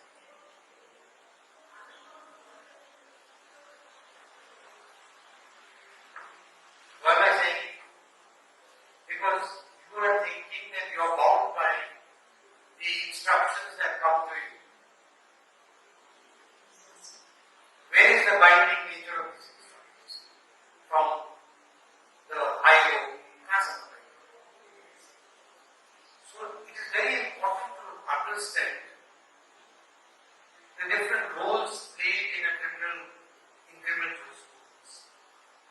At the stage of investigation, it is the absolute power and the discretion of the investigating officers and the police to investigate things. Sometimes, in the process of investigation, they may seek your advice. May. Okay. Once the charge sheet is filed, what is the role of the investigating officer or the SP under the criminal jurisprudence, that is CRPC? Now the role of the prosecutor starts. Papai police investigate but I think SLE got what do I know? How the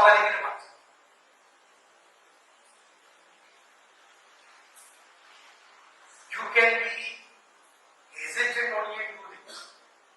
When you don't know what is your role, or when you don't have the confidence to go that person. Why won't you have that confidence? Only because you don't have adequate knowledge. Why would you have adequate knowledge? Because there is no learning. I'm sorry, I'm very blunt.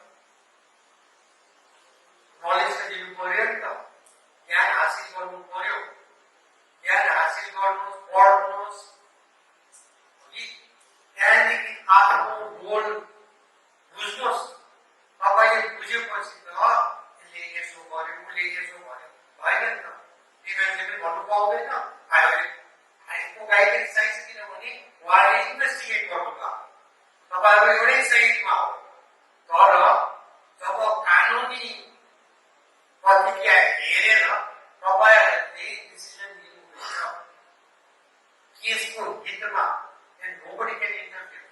तपाईले जानिदैन तपाईको साथीको लागि AI drop गर्नु भने that is wrong. Defence अब मिलेर AI drop गर्नु भने that is wrong. तर जब तपाईले हेर्नु हुँदैछ that particular witness has absolutely no role in the case. कुनै पनि point तपाईहरुले इस्टाब्लिश गर्नुको लागि त्यो witness is irrelevant. Suppose for the same point of fact, the investigating officer has produced 10 witnesses who has the audacity to tell you that I do not want, I will establish my case on this fact with this one witness and that is good enough. Nobody can tell you. Under the CRPC there is no provision. उनीहरूलाई बाहिरको प्रविधि तपाईहरुले हेर्नु हो तपाईहरु जान्नुस् कानुनले त भन्दैन बुझ्नु the feeling that you have and that is very important I wanted to tell you is the judgment which has been passed recently by the Supreme Court. You know how many of you downloaded live law in your the app live law. Yes, Council. Live law. Within the last week, then judgment delivered by the Supreme Court on the role of a prosecutor. Did you read it?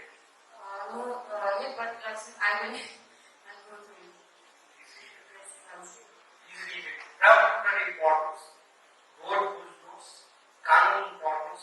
तपाईलाई मैले यो भनेको होइन कि तपाईँ जे पनि गरेको छ है You are on the same side. Your client is the police. You need to seek advice. You need to talk to them. But if there are obnoxious advices which is going against the prosecution त तपाईले पनि गर्नु हुँदैछ हैन त्यो त control त तपाईको हो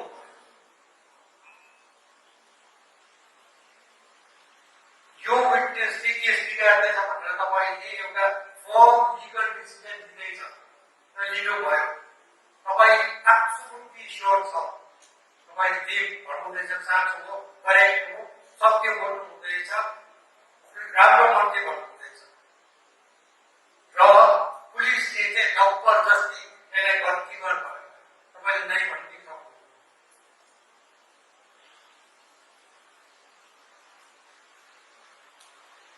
The defense is also not bound by everything the clients tell you to do. No.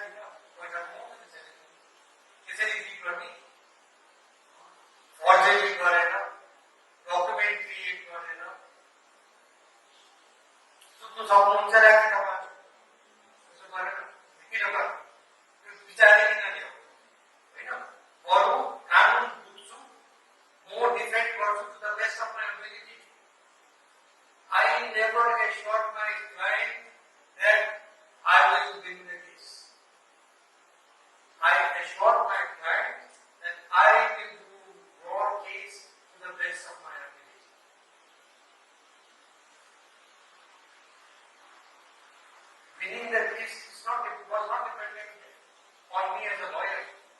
Not exactly, sir. Judgment. सीधा मुझे क्या कराओ, मैं क्या करूँ? पर काम का बहुत दुखा बहुत तो ऐसे किसी का कौन सा है ना? चोर चोर डांट चोर पसंद ऐसे because of हम लोग विचार आ रहे हैं सर मिले सर ना you know what I mean inherently Ram का बच्चे होता है ना हम लोग ने पढ़ा होगा सीखा होगा और जी सीखा हो सकती है डाक होगा तो जो डॉक्यूमेंट बना इसको सीखा होगा ना आपको because of है ना ये चीज तो आगे बढ़ा और अगला है ना हम लोग मान रहे हैं because of मतलब ऐसा रेस्पेक्ट जरूर देखते हैं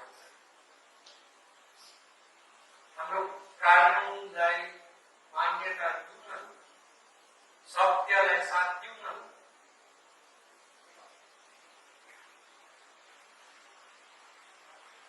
आगे तक किस बने नहीं सारा सब पस्सा होगा पसी answer there is a saying truth will always come truth is very important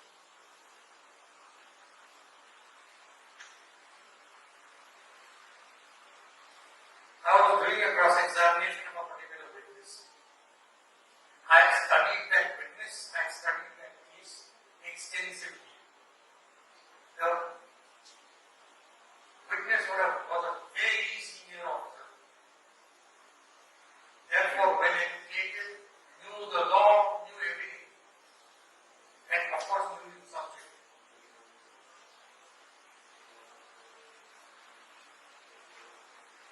But I wanted to pick up something very, very important from him. So I used a trick.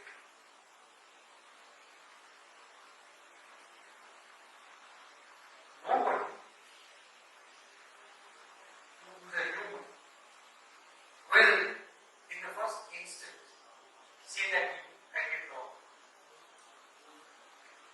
Why did everything get right?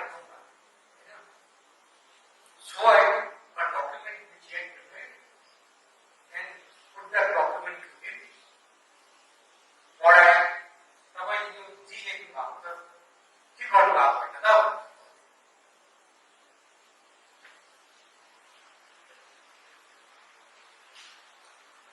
Natural human instinct. What we call it. And the next question I put is, यही case को file करना चाहिए. यही case को simple जाना. जब यो file cover को पूछो, यो फाइल कवर को तो junior office को कवर को मैं कवर देखने माचे हैं. ओके. अब कवर को स्टेज में पूछता है कि कवर को नहीं तीनों उनसे कवर के कितने चीजें मिल रहे हैं. मौसम की साइड. जो ये करेंगे कवर में नहीं कितना है ये पाया कुछ बंदी नहीं वे कवर में नहीं कवर में सिंगल से ये है ना बहुत दबे हो आओ पढ़ ना सकी एक बार जो देखिए को वाले लास्ट ओपिनियन को भी बड़े He said exactly the opposite of what he said later on. Then I gave him two options. One option. Use answer only, use answer. Good day, GTL.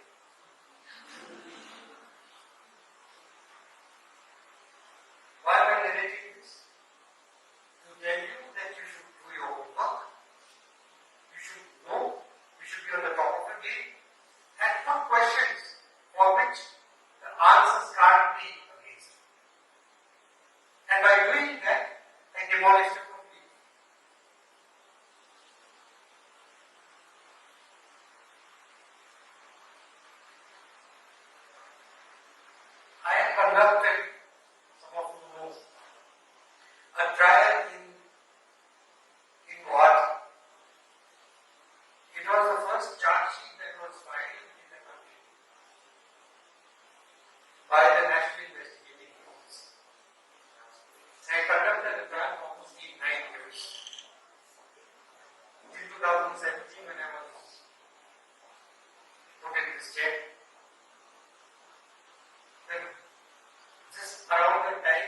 the day I became a judge, I got the news that my client as well as the rest of them were all convicted by the trial.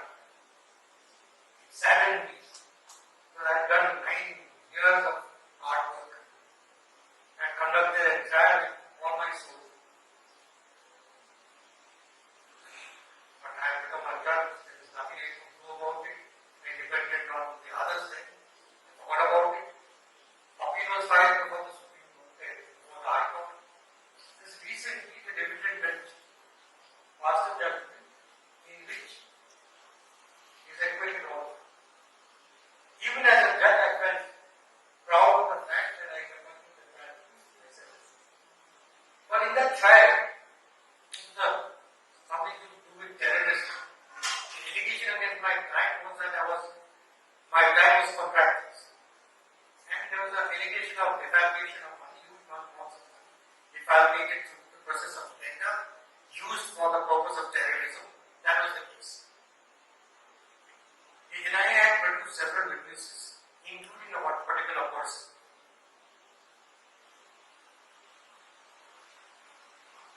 There were volumes and volumes of documents in it. We sat down and sifted through each of these documents, every single document, and isolated the documents pertaining to this particular case.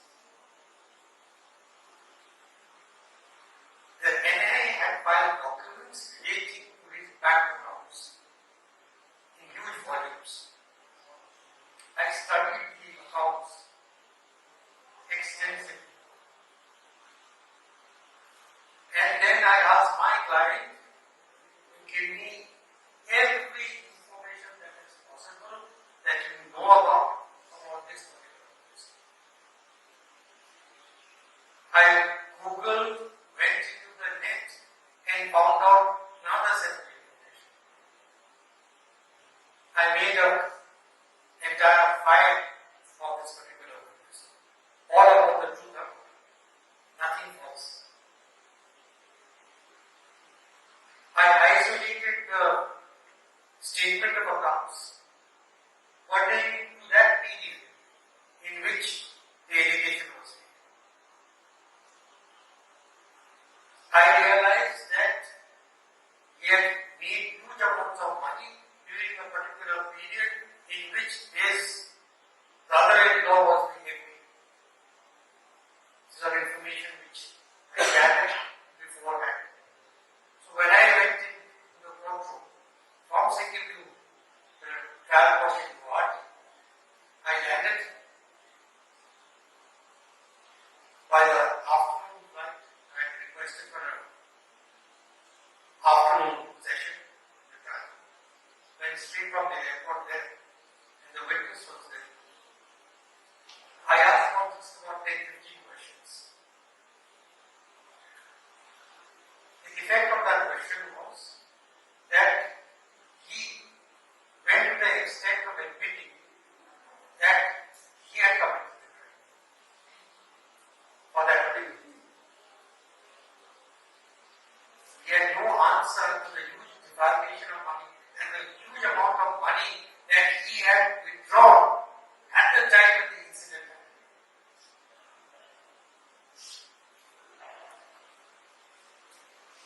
Again, I'm not boasting. I'm talking to you, sharing my experiences so that you will think it fit to consider adopting a method by which your knowledge and the power of the knowledge is gained. You cannot be an effective cross-examining lawyer until you have these weapons. The weapon which you must have is hard work, labor. Again, no amount of money can convert that into labor. If a client gave you a lakh of rupees and said, do this, you may do it. But if you have the passion to do it, you will do it better. If you have that madness to do it, you will do it that much better. पागलपन रूप कर सकते हैं। सत्य like Bhaskar की साथ हो सकते हैं। लुटेरा बस, कहाँ लुटेरा बस बस। तुम पुण्य में लुटेरा को बस, तारे बहुत है। मेरा केस ना जो सत्य जो बंडल में लुटेरा बस है। मेरा choice जो है बॉडी। जो नौ पढ़े होगा, जो डॉक्यूमेंट्स नौ है होगा, एक बड़ा क्वेश्चन बैंक नहीं नौ पढ़े होगा, नौ बुझे होगा, तो मुझे 10 बड़ा क्वेश्चन करूँ कंप्लीट है।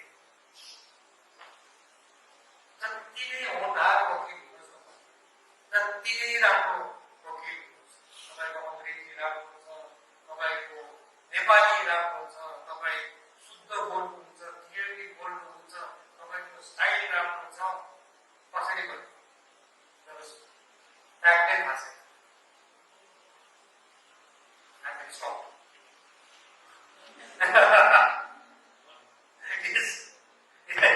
sorry I have this habit of going on talking and talking so we'll stop for lunch. Before we stop for lunch, we want to ask you a question.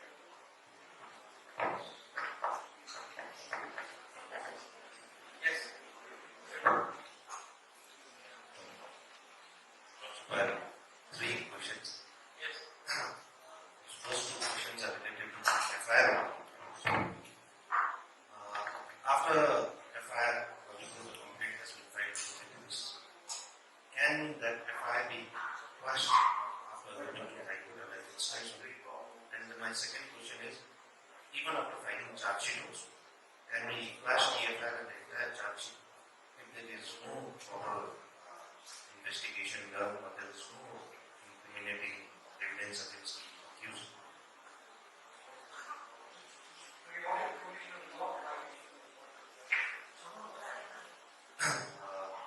Section related 482 of CRPC.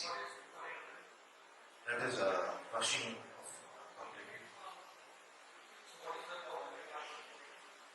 That is inherent power of the.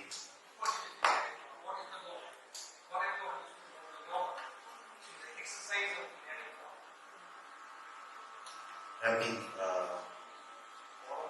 that can be questioned.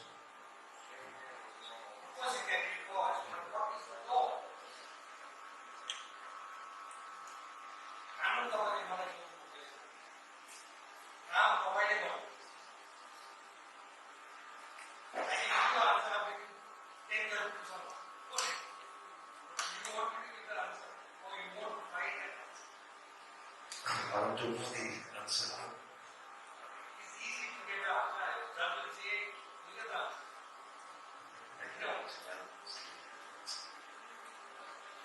I'll tell you how to get the answer. I don't have to think of it. Even when we have sessions, the judges, I don't give answers. I want to never discuss.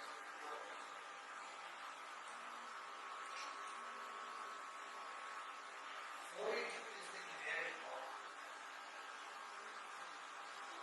The inherent cause of the court is exercised in one purpose, justice.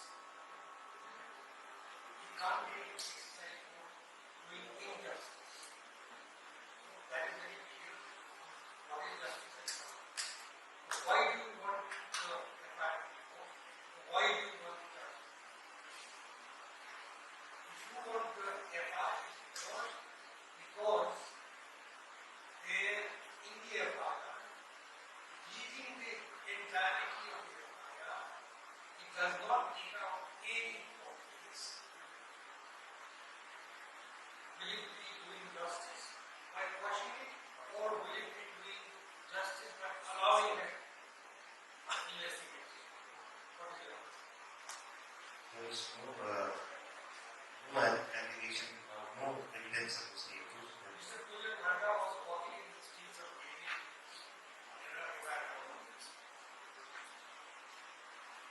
Police about the Salah.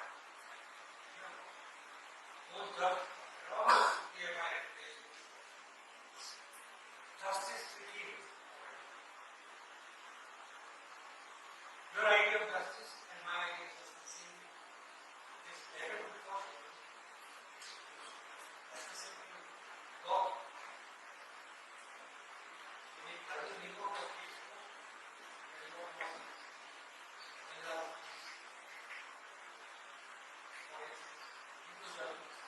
whole series of but then this is the simple. Even the judge can be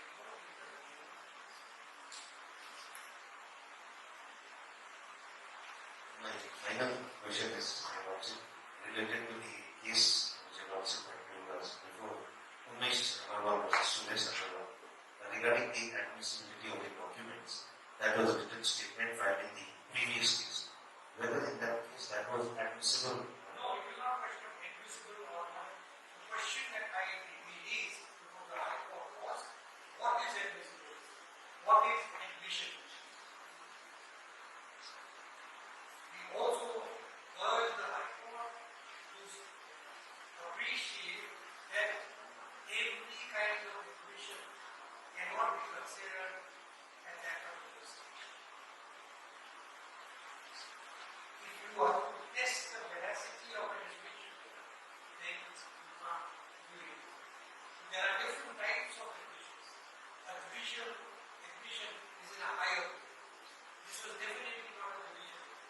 That was a argument which was met, and then it traveled to the authority needed, but there's an extensive discussion on this. What most needed.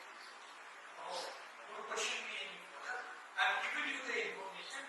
Seek that information. What was getting this? On his accounts. No particular every one knows. It's supervisor. And he was advising. You want to go over the sharing for you. Get money for the survival. Say that. Whatever.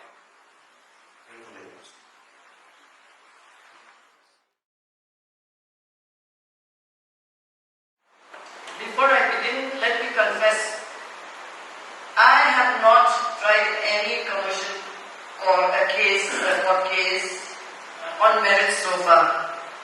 And in leasing, we just had one, I think, which went to mediation because it's compulsory now. And another is expected on the way. I'm told earlier that one might be coming. But I made inquiries and I found that in Sikkim, as of now, the pendency, let's not say pendency, filing of such cases is comparatively low. In East, I found out that there are about 30, maybe 2 in Mangal, a few in about 6, I think, in South, and the Honorable High Court, I think, has about 2 matters. So, I have to confess, I do not know very much about it. In fact, I know as much or if not less than most of you, alright? But before I begin, let us go into the background of why such an act came about. Did you hear about the Commercial Courts Act earlier? When did it come out? Any idea? Exactly, 2015, right? It came out in 2015, but for this act to come out, it took a number of years. So, as all of you know, it's normally the Law Commission of India who, takes up these issues and introduces bills and makes reports, and then the legislature, the 2 houses consider it, and then if it is passed, then it becomes an act, right?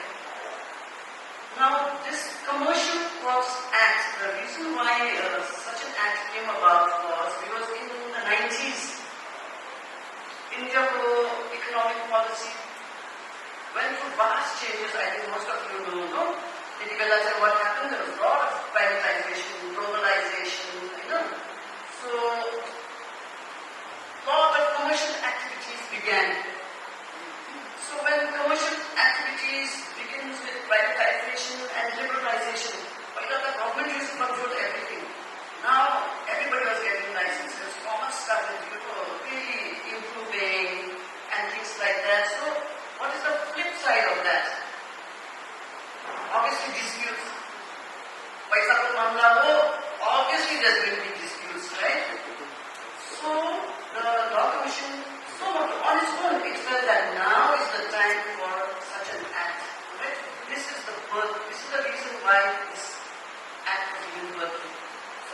Commission on its own took up the issue and started delving into it, and they tried to look at all the other developed, so to say, countries like USA, UK, even like the UAE, many, Singapore, many of these other countries, and they tried to adopt the best practices from these countries to bring about this act.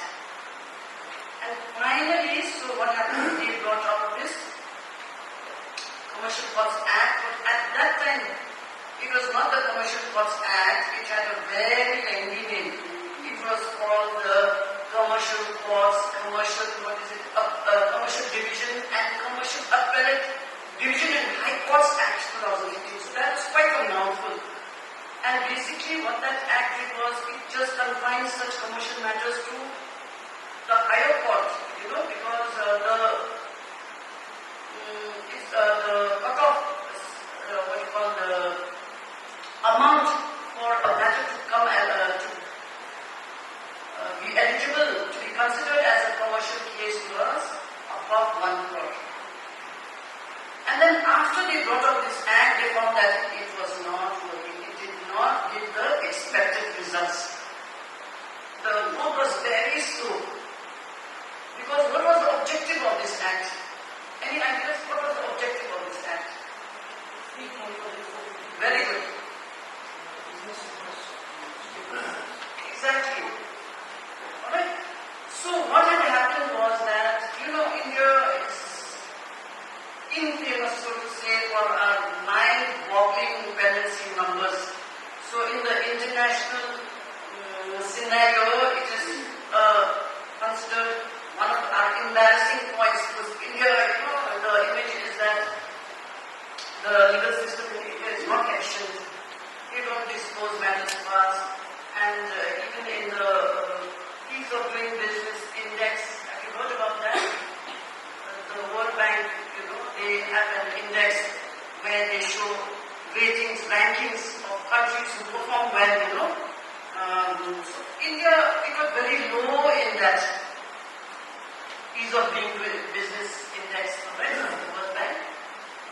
So even the Indian government and law commission felt that now it's time to improve our rankings in the index also, because so much so that from what I was reading, I gathered that there were some courts in the US and UK who in fact took up certain commercial matters which actually would have fallen within the Indian jurisdiction. But because our reputation was quite poor in the legal scenario, so what they did, they took up these matters. So in this background, this act was given birth to, alright? And when after 2015, they found that it did not give the required results, then they amended this act in 2018. The thing was that in the districts there was no commercial courts. It was just confined to the high courts. And there are high courts with original ordinary jurisdictions, and there are high courts without. Right? So do you know which are the high courts with original jurisdiction?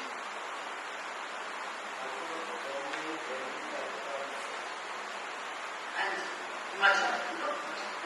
So except for these 5, the rest of the 19 high courts, they don't have original ordinary jurisdiction.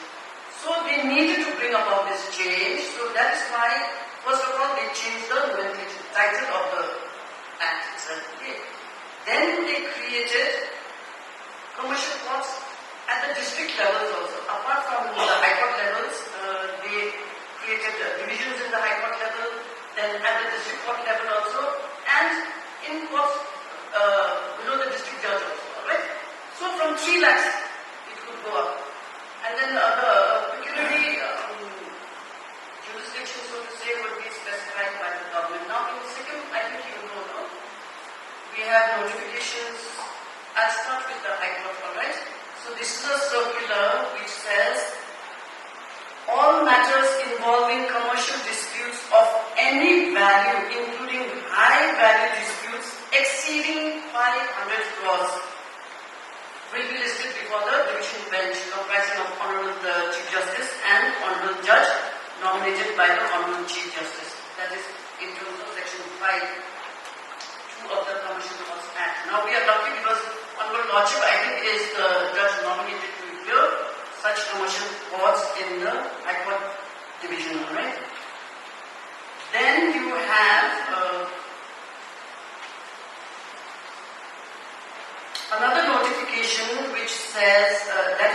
by the government, which says that the Court of the Civil Judge Senior Division of all districts shall exercise pecuniary jurisdiction for adjudicating commercial disputes, the value of which shall not be less than 3 lakhs and which does not exceed 6 lakhs. So 6 lakhs even under the CPC, for other civil matters, if the senior civil judge writes. So thereafter, the court of the principal district judge or the court of the district judge, as the case may be, shall exercise the pecuniary jurisdiction for adjudicating commercial disputes, the value of which exceeds 6 lakhs. Now above 6 lakhs, the district court, right? And thereafter, appeals from the court of the civil judge can come up to the district court, so one appellate division there, then even from the district court, one appellate jurisdiction in the high court. The high court commercial appellate division, commercial courts, appellate jurisdiction. Okay, so this is the infrastructure. And these courts are constituted within the existing court system, alright? Now, they are empowered with all the powers that are given by the CPC. Normal powers themselves. Except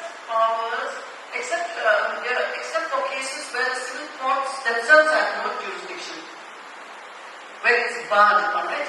Now, do you know which courts, which kind of cases or act is barred by civil judges, courts of civil judges or civil courts? I think it's section 11 of the act which says it is barred. Forgive me, I have to refer to the bare because I'm not very. Yeah. Section 11 says bar of jurisdiction of commercial courts and commercial divisions. You have a pecuniary jurisdiction, alright, you have a commercial dispute, but this section bars you from hearing particular matters. Why? Because even the civil courts are barred from taking up such matters, and these matters are cases involving such as, it says, SARFAESI, Act. What is that Act? Yeah, so what does that Act, under that Act, what do you do?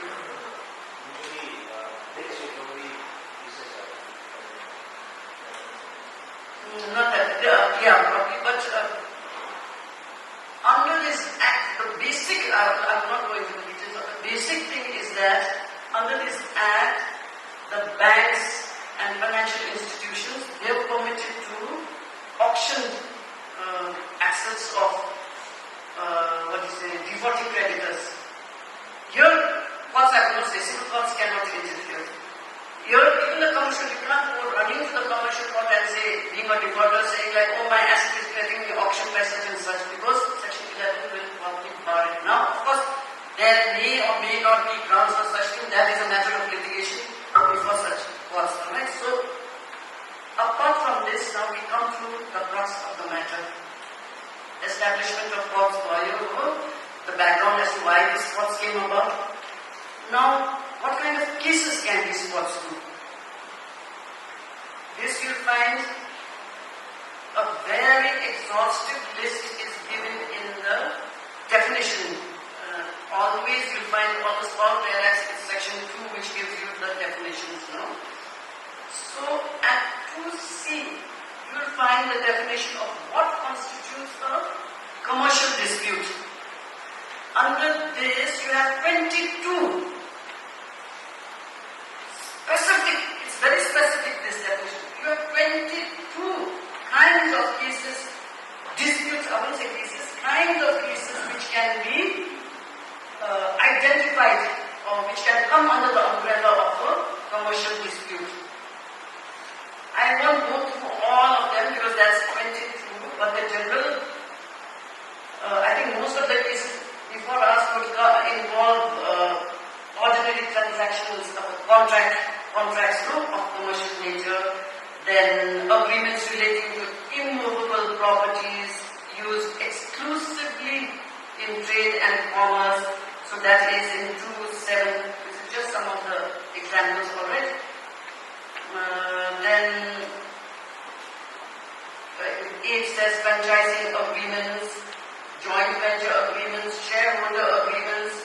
ownership agreements and things like that.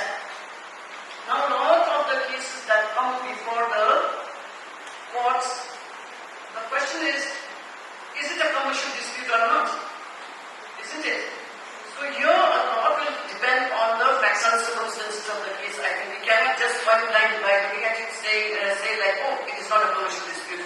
Take it to the civil court. Or things like that. So like what you told you, when you are drafting, you have to have a picture clear. Alright? You have to be clear. It is the other party may have a different story to tell, but while you are telling your story, you must know what is the head of your story, your tail of your story, what is the body of your story, what is the heart of your story. Unless you are clear, it will be very difficult for the court also to determine, for example, in this case, whether it will be a commercial dispute or not. Now coming to, I come to the various kinds of commercial disputes and the arguments and the different views of the Hon'ble different high courts in this later. But coming back to the amendments, we are talking about the amendments. No, another thing. A very significant amendment in this new act of this Commercial Courts Act was the introduction of Chapter 3A. I think you have it before you. Chapter 3A deals with pre-institution mediation and settlement.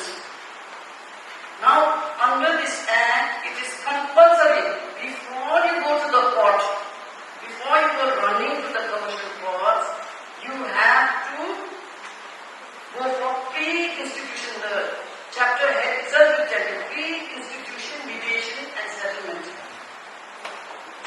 But then, is it that every case commercial dispute should go before mediation? Yes. Every case should go before mediation. Anybody else? What kind of facts? Chances of recovery. Anybody else?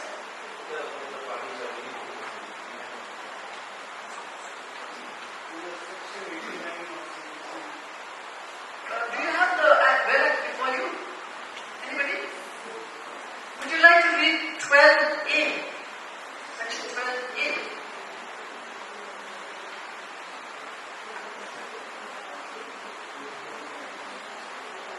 In chapter 3.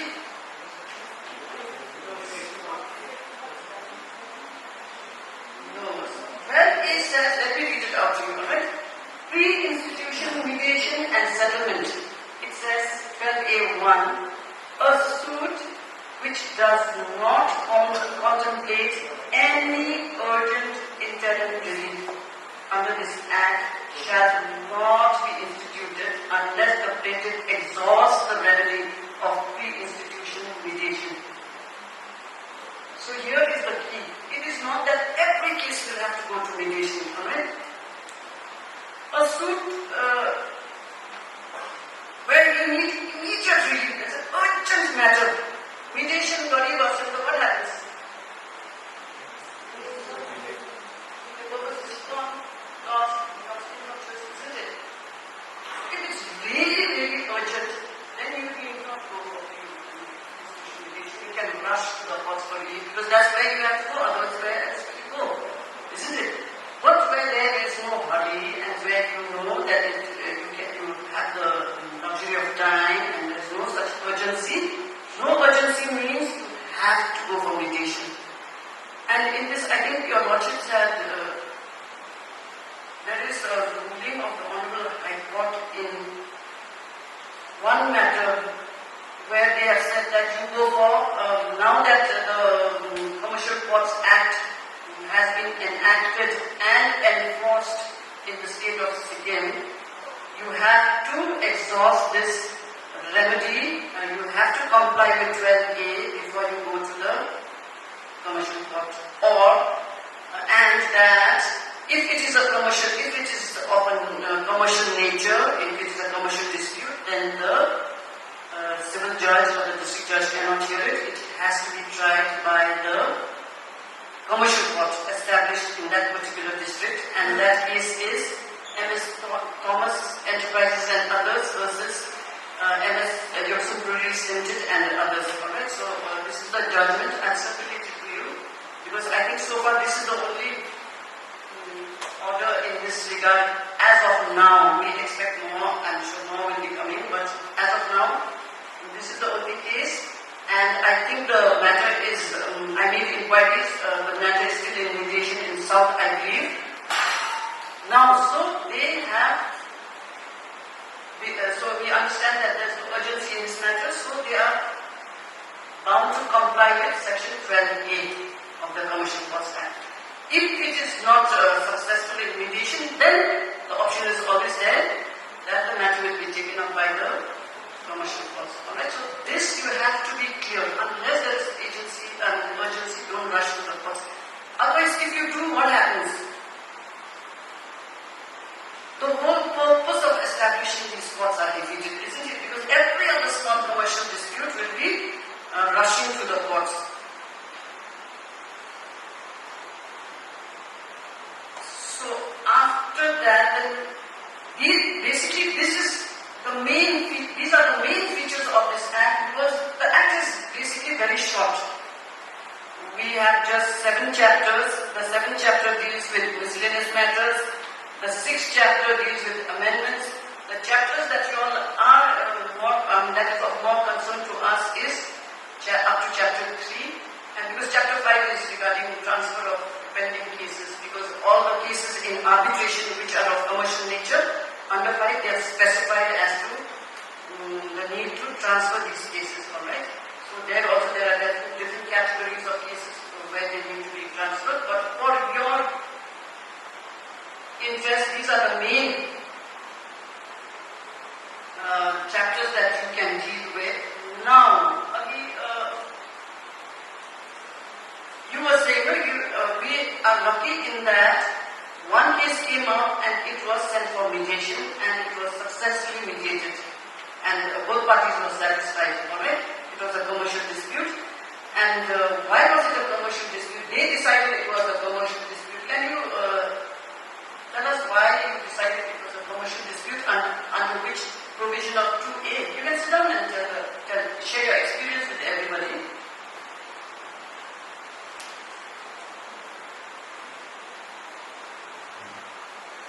Actually, the case was, the petitioner was from a local side petitioner, and the company was a national company. And despite sending many legal notices, they were unable to resolve the settlement. So we had to approach the commercial court and wanted to get relief of the dispute. As accordingly, the areas that were supposed to be recovered was above 7 lakhs.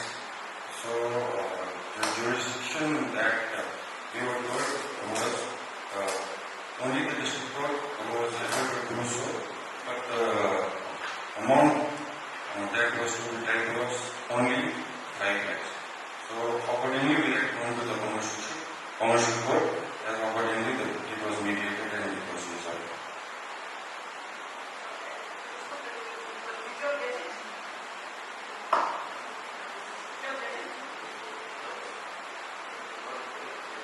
Basically what it was that no doubt it was a tenant-landlord dispute, isn't it? But the tenant premises was being used for a commercial purpose. So once the premises is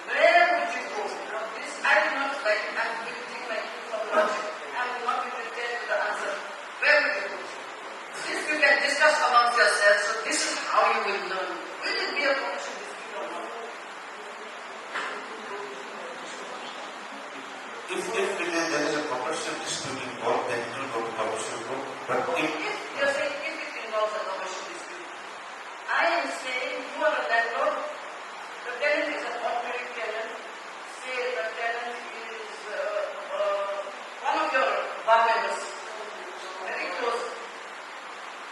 He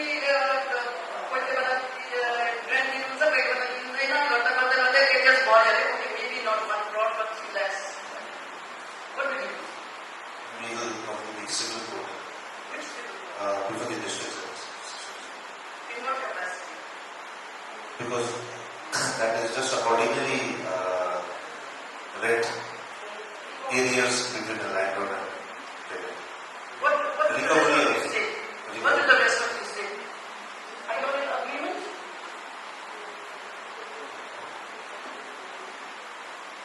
Are you all in agreement? Not just this is an academic discussion. We are all learning. I am no expert on the commercial law, believe you. Commercial cases. Your Honor, if the tenant wants the relief of eviction, he will come before. But if it is the money that he wants to recover, he will have to come before the district judge. See, the reason why I asked Mr. Bender to give his example is this is why. His was a tenancy landlord case. Right? But his premises were being used. Did you all hear what he was saying? It was for a commercial purpose. He was supposed to run a certain business out of from those premises. Alright? It was a commercial activity. So the nature of your tenancy, the character and nature of your tenancy also depends on whether it will be a commercial dispute or not. Now, it is an ordinary residential tenancy. Then probably it will not come under section 2, no? But because you are running, what was your establishment? You were supposed to run a commercial activity. You were supposed to get paid out of whatever that you were running over there. Some business you were running out of it. So it was a commercial activity. So that is why it came under commercial dispute. For example, another loan. Say you are a company and Mr. Bean is your friend who runs another company, but you loan him some money. As a friend, not because you are CEO of your company. Alright? But you have loaned him money, Mr. Bean. Would that be a commercial? Well, both of you represent your own companies, you have your own companies. Would that be a commercial dispute?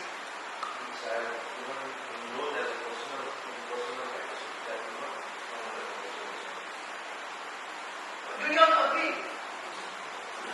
Yes, because it is a friendly loan, it is a personal loan, it will not come out here considered a commercial dispute because later if he does not pay, you have to go before the concerned court, alright, where the pecuniary jurisdiction for that amount. So, every activity which involves money will not be a commercial dispute. And that is why you have to look at your 2A, definition of 2A carefully. Because it also involves immovable property. You know, a lot of disputes come out of immovable property, alright? Say there is an agreement between Mr. X and Y to utilize A for a commercial activity, but A does not utilize it. Then B runs to the commercial court saying he did not utilize it. It is supposed to be utilized for such and such. Will it be a commercial dispute? If he has not utilized it, if he has not done what it is supposed to have been used for? Yes? Thank you very much, Lordship, for this clarification. This is why I was saying, look at your list. There are 22, it's a very exhaustive list. There are 22 definitions. So like the Lordship has said, don't use your logic, look at the definition. Alright? Now, I ask you, well, it was supposed to be used, alright? Where is the particular, this is the case. 2017 AIR Gujarat 153. There the Gujarat High Court has observed that to qualify as a commercial dispute, the premises must actually be used. It must be used. It cannot be, it is going to be used. It is likely to be used. It is proposed to be used. But that the premises has to be used. Only then it can be a commercial dispute. Alright, so if you look at this judgment, you will come to know about the final differences between the two. And another judgment I'll give you 17 SEC.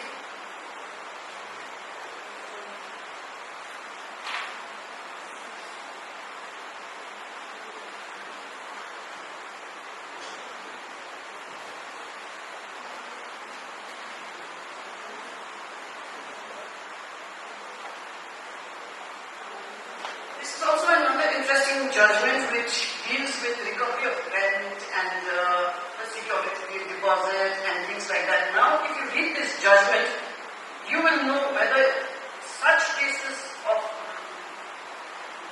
involving rent and the other rent matters will come under a commercial dispute or not. These things can get very complicated because a lot of money involved, there are contracts involved already. But the Honorable High Courts that have been hearing these matters have been very clear about one thing. They have said that Section 2 is the list is exhaustive and it has to be strictly construed. You have to strictly confine yourselves to these. You cannot go beyond this meaning, beyond these definitions, because you cannot say that, this contract might include this also, so it will be a commercial contract. No.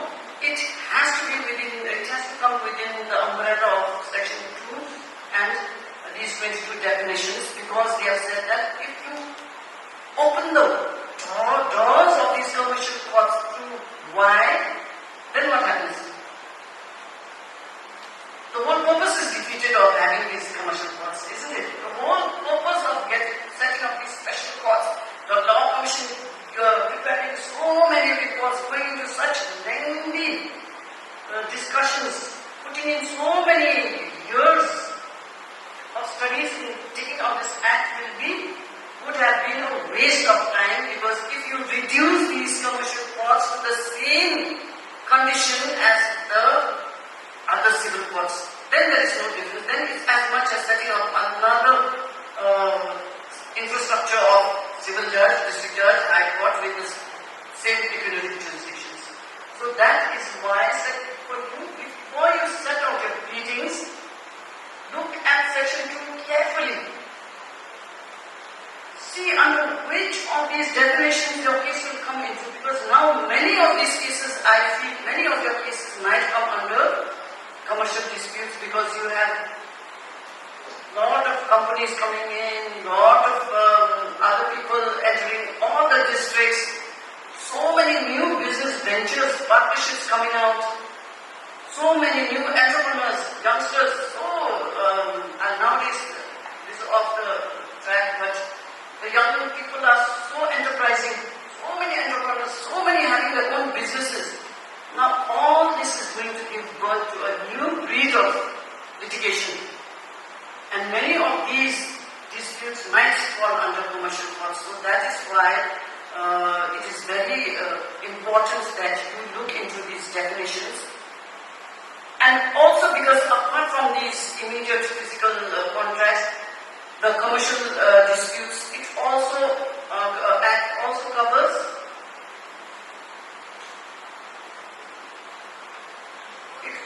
covers e-commerce transactions that you enter into electronically. It is not that it has to be between you and me, we have to sign this partnership, those days are gone. Right, we are examining people from different states, different courts, different districts, sitting here in Gyalshing. Similarly, sitting in in the comfort of your rooms, you must be entering into so many transactions. You must be shopping online, the others, there are so many people entering into contracts. Millions of transactions going on online. It's a very busy space nowadays, isn't it? So that is why the Commercial Courts Act also covers all transactions involving e-commerce done electronically, alright? So there also is a lot of cases for you, hopefully in the future. So these are things that you can explore. And you just now, like I always tell you, don't think that we're sitting in Gyalshing, we don't have cases, and waste your time. This is a luxury today. Time is a luxury. Utilize this time to improve your skills, arm yourselves, so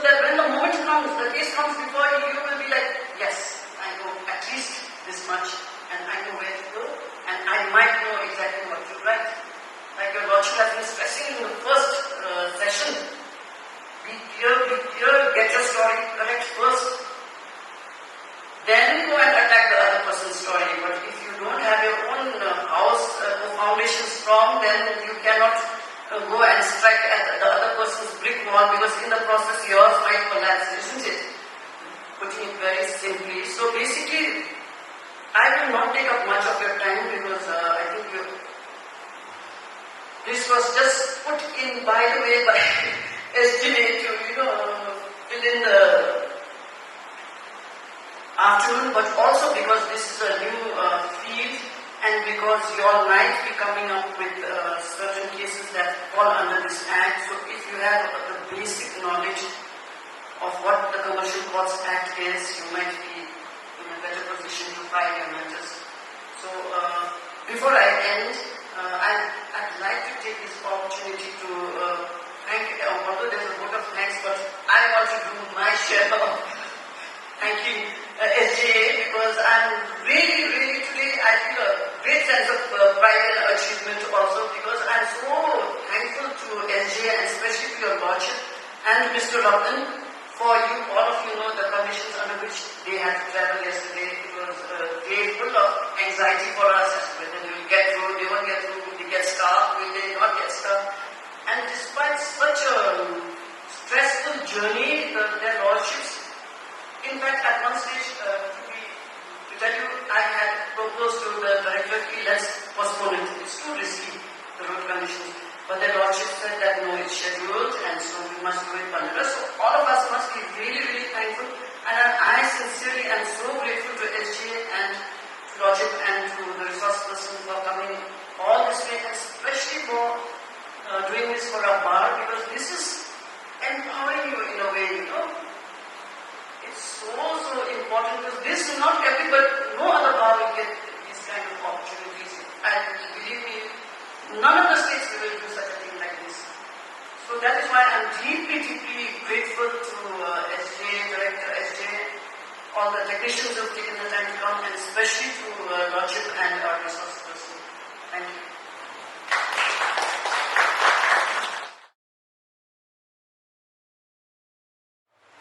Good afternoon. With the permission of your Lordship and Madam Kisi Gopal, District Judge, Director, Mr. Nima, and my dear colleagues from the bar. I've been rather given a very important topic to address now to members of the bar. And these are issues that we've been in terms of professional ethics, the amount of professionalism that we need to maintain as a lawyer, or your duty towards the court, your client, or even towards yourself. I think it's an issue which has been always been a very important issue, but unfortunately, many a time we don't tend to take these issues very seriously. Because I remember in the year 2005-06, after a couple of years of my experience in Delhi when I came back here and when I joined the bar, so since then I've been hearing these issues. Problems between lawyers to things like beef snatching to, trying to influence each other's clients to a lot of issues. So some of the important issues that we are dealing with on a regular basis, in fact on a day-to-day basis as lawyers and members of the bar here, I'm just confining it to Sikkim.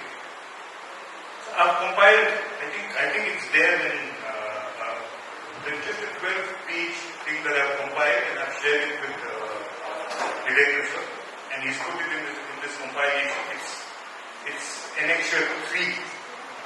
So maybe you can read it later when you reach your chamber. But here what I've tried to do is,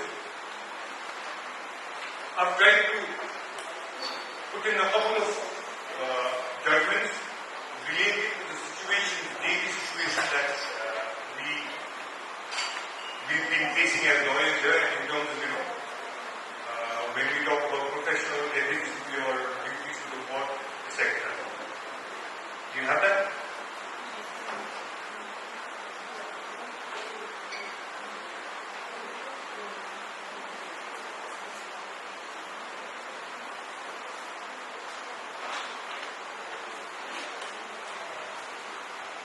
Yeah, I've just started, you see, it says, let me just start by reading this paragraph wherein it says, as part of the noble profession, advocates are expected to uphold a high standard of professional ethics. And then I've talked about some of the important aspects starting from the Advocates Act of 1961. Now, please be honest, please see, how many of you have actually bothered to go through the Advocates Act of 1961 or the Barfungpa rules? Be very honest because see, I just realized that I've been practicing law for the past 21 years. But even me, I've never thoroughly bothered to actually go through the act. You just joined the profession, you got a degree in law, you got yourself enrolled as a member of the bar, you got hold of a senior, a chamber, and then you immediately started practicing and you thought you become a lawyer and then that's how you continue doing that. But have you seriously at any point of time made an effort to at least flip through the pages of the Advocates Act of 1961 or the Barfungpa rules? What's the difference?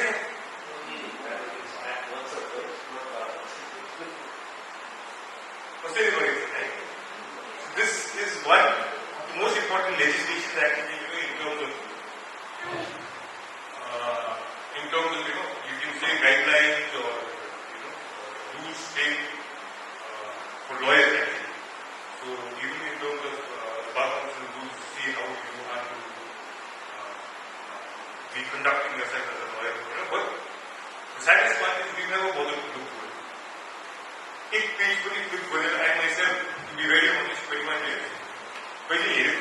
Sometimes when it comes up, it's to family issues, and suddenly you tend to take that act and read through it. But I think it's very important that one goes through, understands the provisions of laying down the Barfungpa Advocates Act as well as the Hon'ble rules.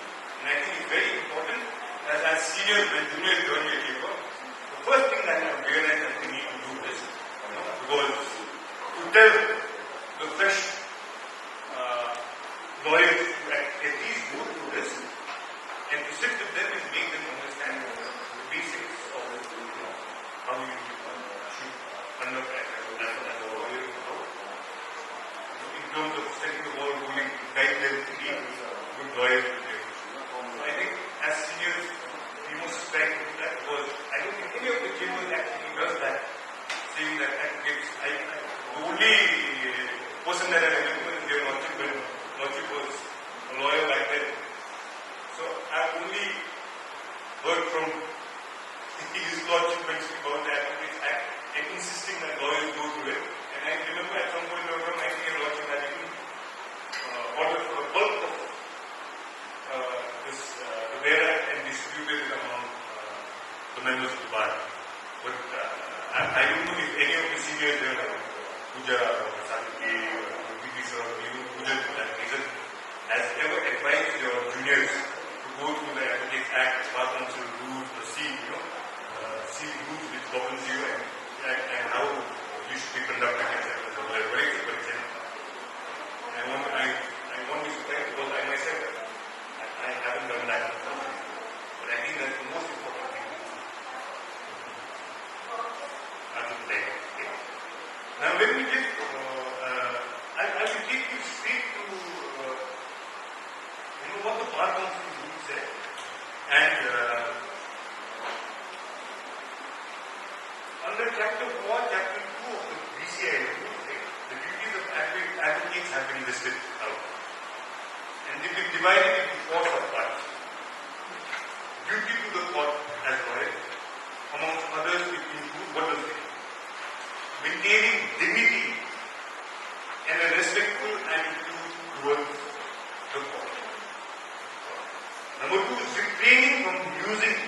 improper or illegal means, including preventing clients from indulging in such actions. An advocate is not a mouthpiece for the client and must exercise his own judgment in language and conduct. So my personal experience, I've seen some young lawyers arguing even before the High Court. And at times, even when, sometimes you don't realize the fact that the court is on your side. It is not necessary that when you are arguing for matter in the court, sometimes there might be a situation that even without uttering a word, there is a possibility that you might get a vindicated order. And the judge sitting at the other side gives you that indication and says, you don't even have to, you don't need to make submission at the moment, let me hear. I know your case. But then you go on and on and on. And in the meantime, you end up making useless submission, which in a way was end up being the judge is a human being. He gets irritated. And there's every possibility that sometimes a case which was supposed to be in your favor, the judge might ending up an order against you. So I've seen such a situation. When the judge is saying, you don't need to think, but you go on and on and on. And when the person walks out of the courtroom, then I ask, why? What are you trying to do? It's not necessary that just because you file a petition in the court, not necessary that you have to go on arguing. No, it's necessary because the judge is giving an indication that he's fully convinced. Because when the judge comes and sits in the courtroom, he's satisfied. It's not necessary that only if a lawyer makes a submission. In case if there's any confusion, it is what obvious that the judge is going to inquire. But the very fact that the judge is not inquiring, he's satisfied in this. So I told him and he's like, sir, client catch no opinion.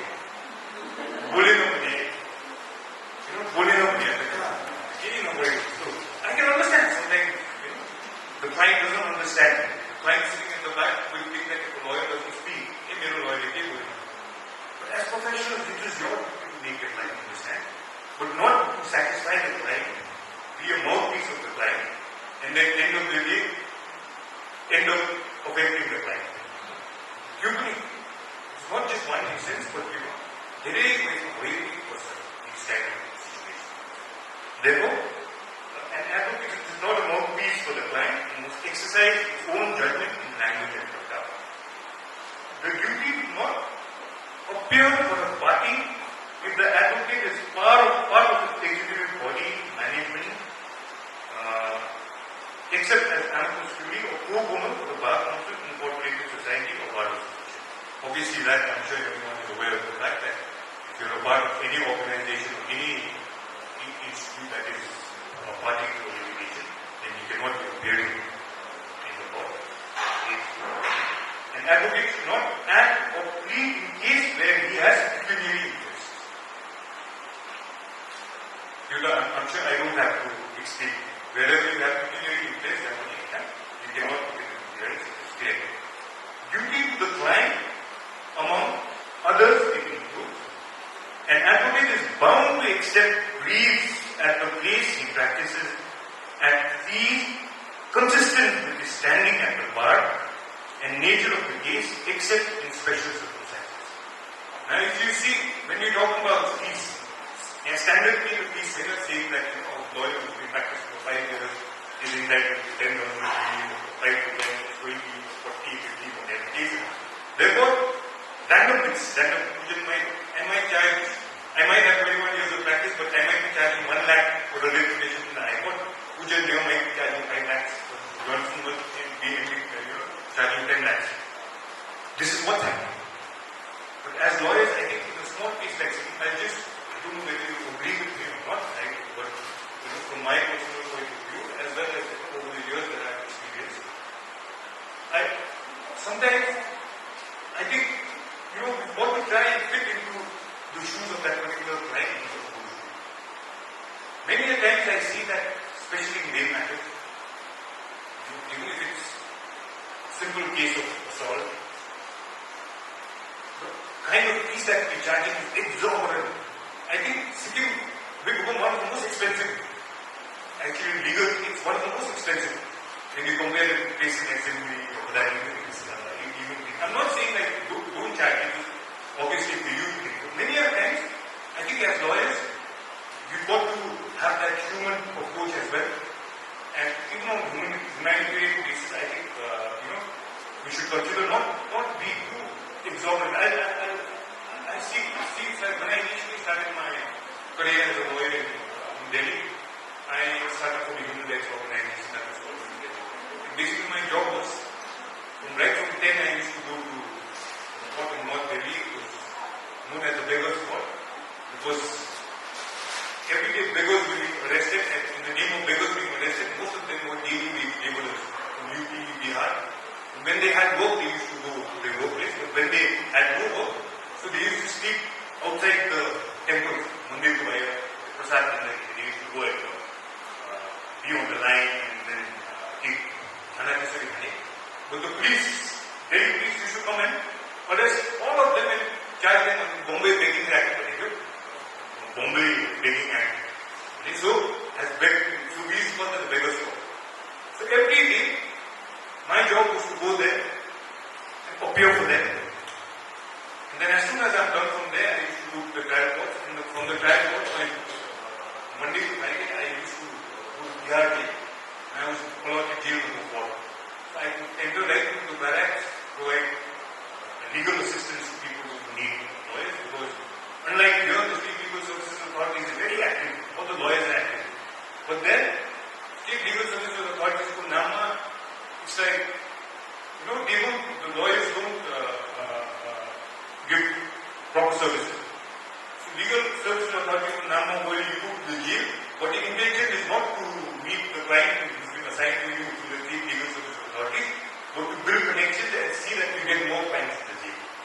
So that was the conduct. So our job was to basically go and see people those who have been languishing in jail, petty officers, people those who don't afford lawyers. We used to take up their cases and do. So Monday to Friday till 5:50 in the evening till the jail was shut, I used to be in the barracks, right inside the barracks in jail number 4. And then go back to office, and then by the time we reach home, it should be 11, 12. So I came from that background, and when I came here and initially started practicing, it was very difficult for me because I was not into the habit of charging fees. Like most of my friends in the corporate sector, they were doing really well earning. So I was not having difficulty charging. So at times, there was too much on your cases. So we used to do pro bono. Initially, I started off doing pro bono cases. But sometimes you get too frustrated because there's no money. Then I used to make up my mind saying, I'm just telling much, and I have paid. At least, 5,000 rupees, I'm going to go. For my expenses, at least 5,000 I'm going to charge. So I said, I know it's coming at 11 o'clock. It's 11 o'clock when it comes, I made up my mind, I'm sitting on the table.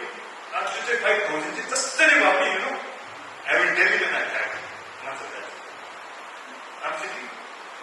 The moment I see him, his face comes to the main door, mind went.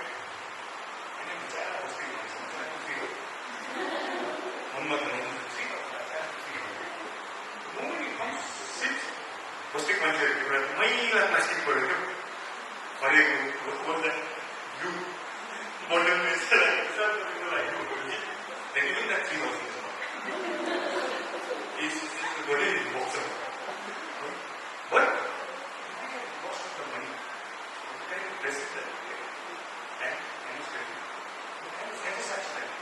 At least still today when I think of these kind of incidents, it's just super great. When I look at the series, when I was business man, and that even is satisfaction. So I think you've got to have that kind of approach as well.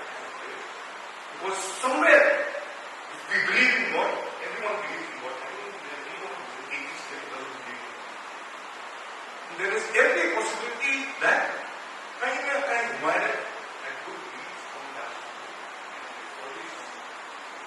Always come back. I'm speaking with experience.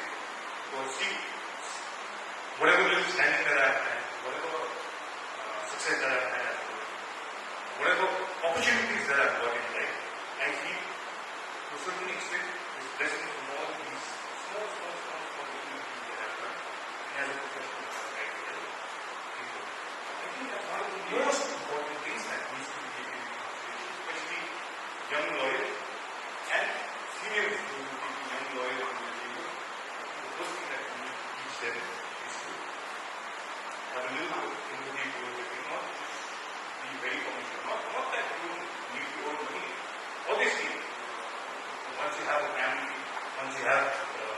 kid, once your responsibilities are more, you will need to.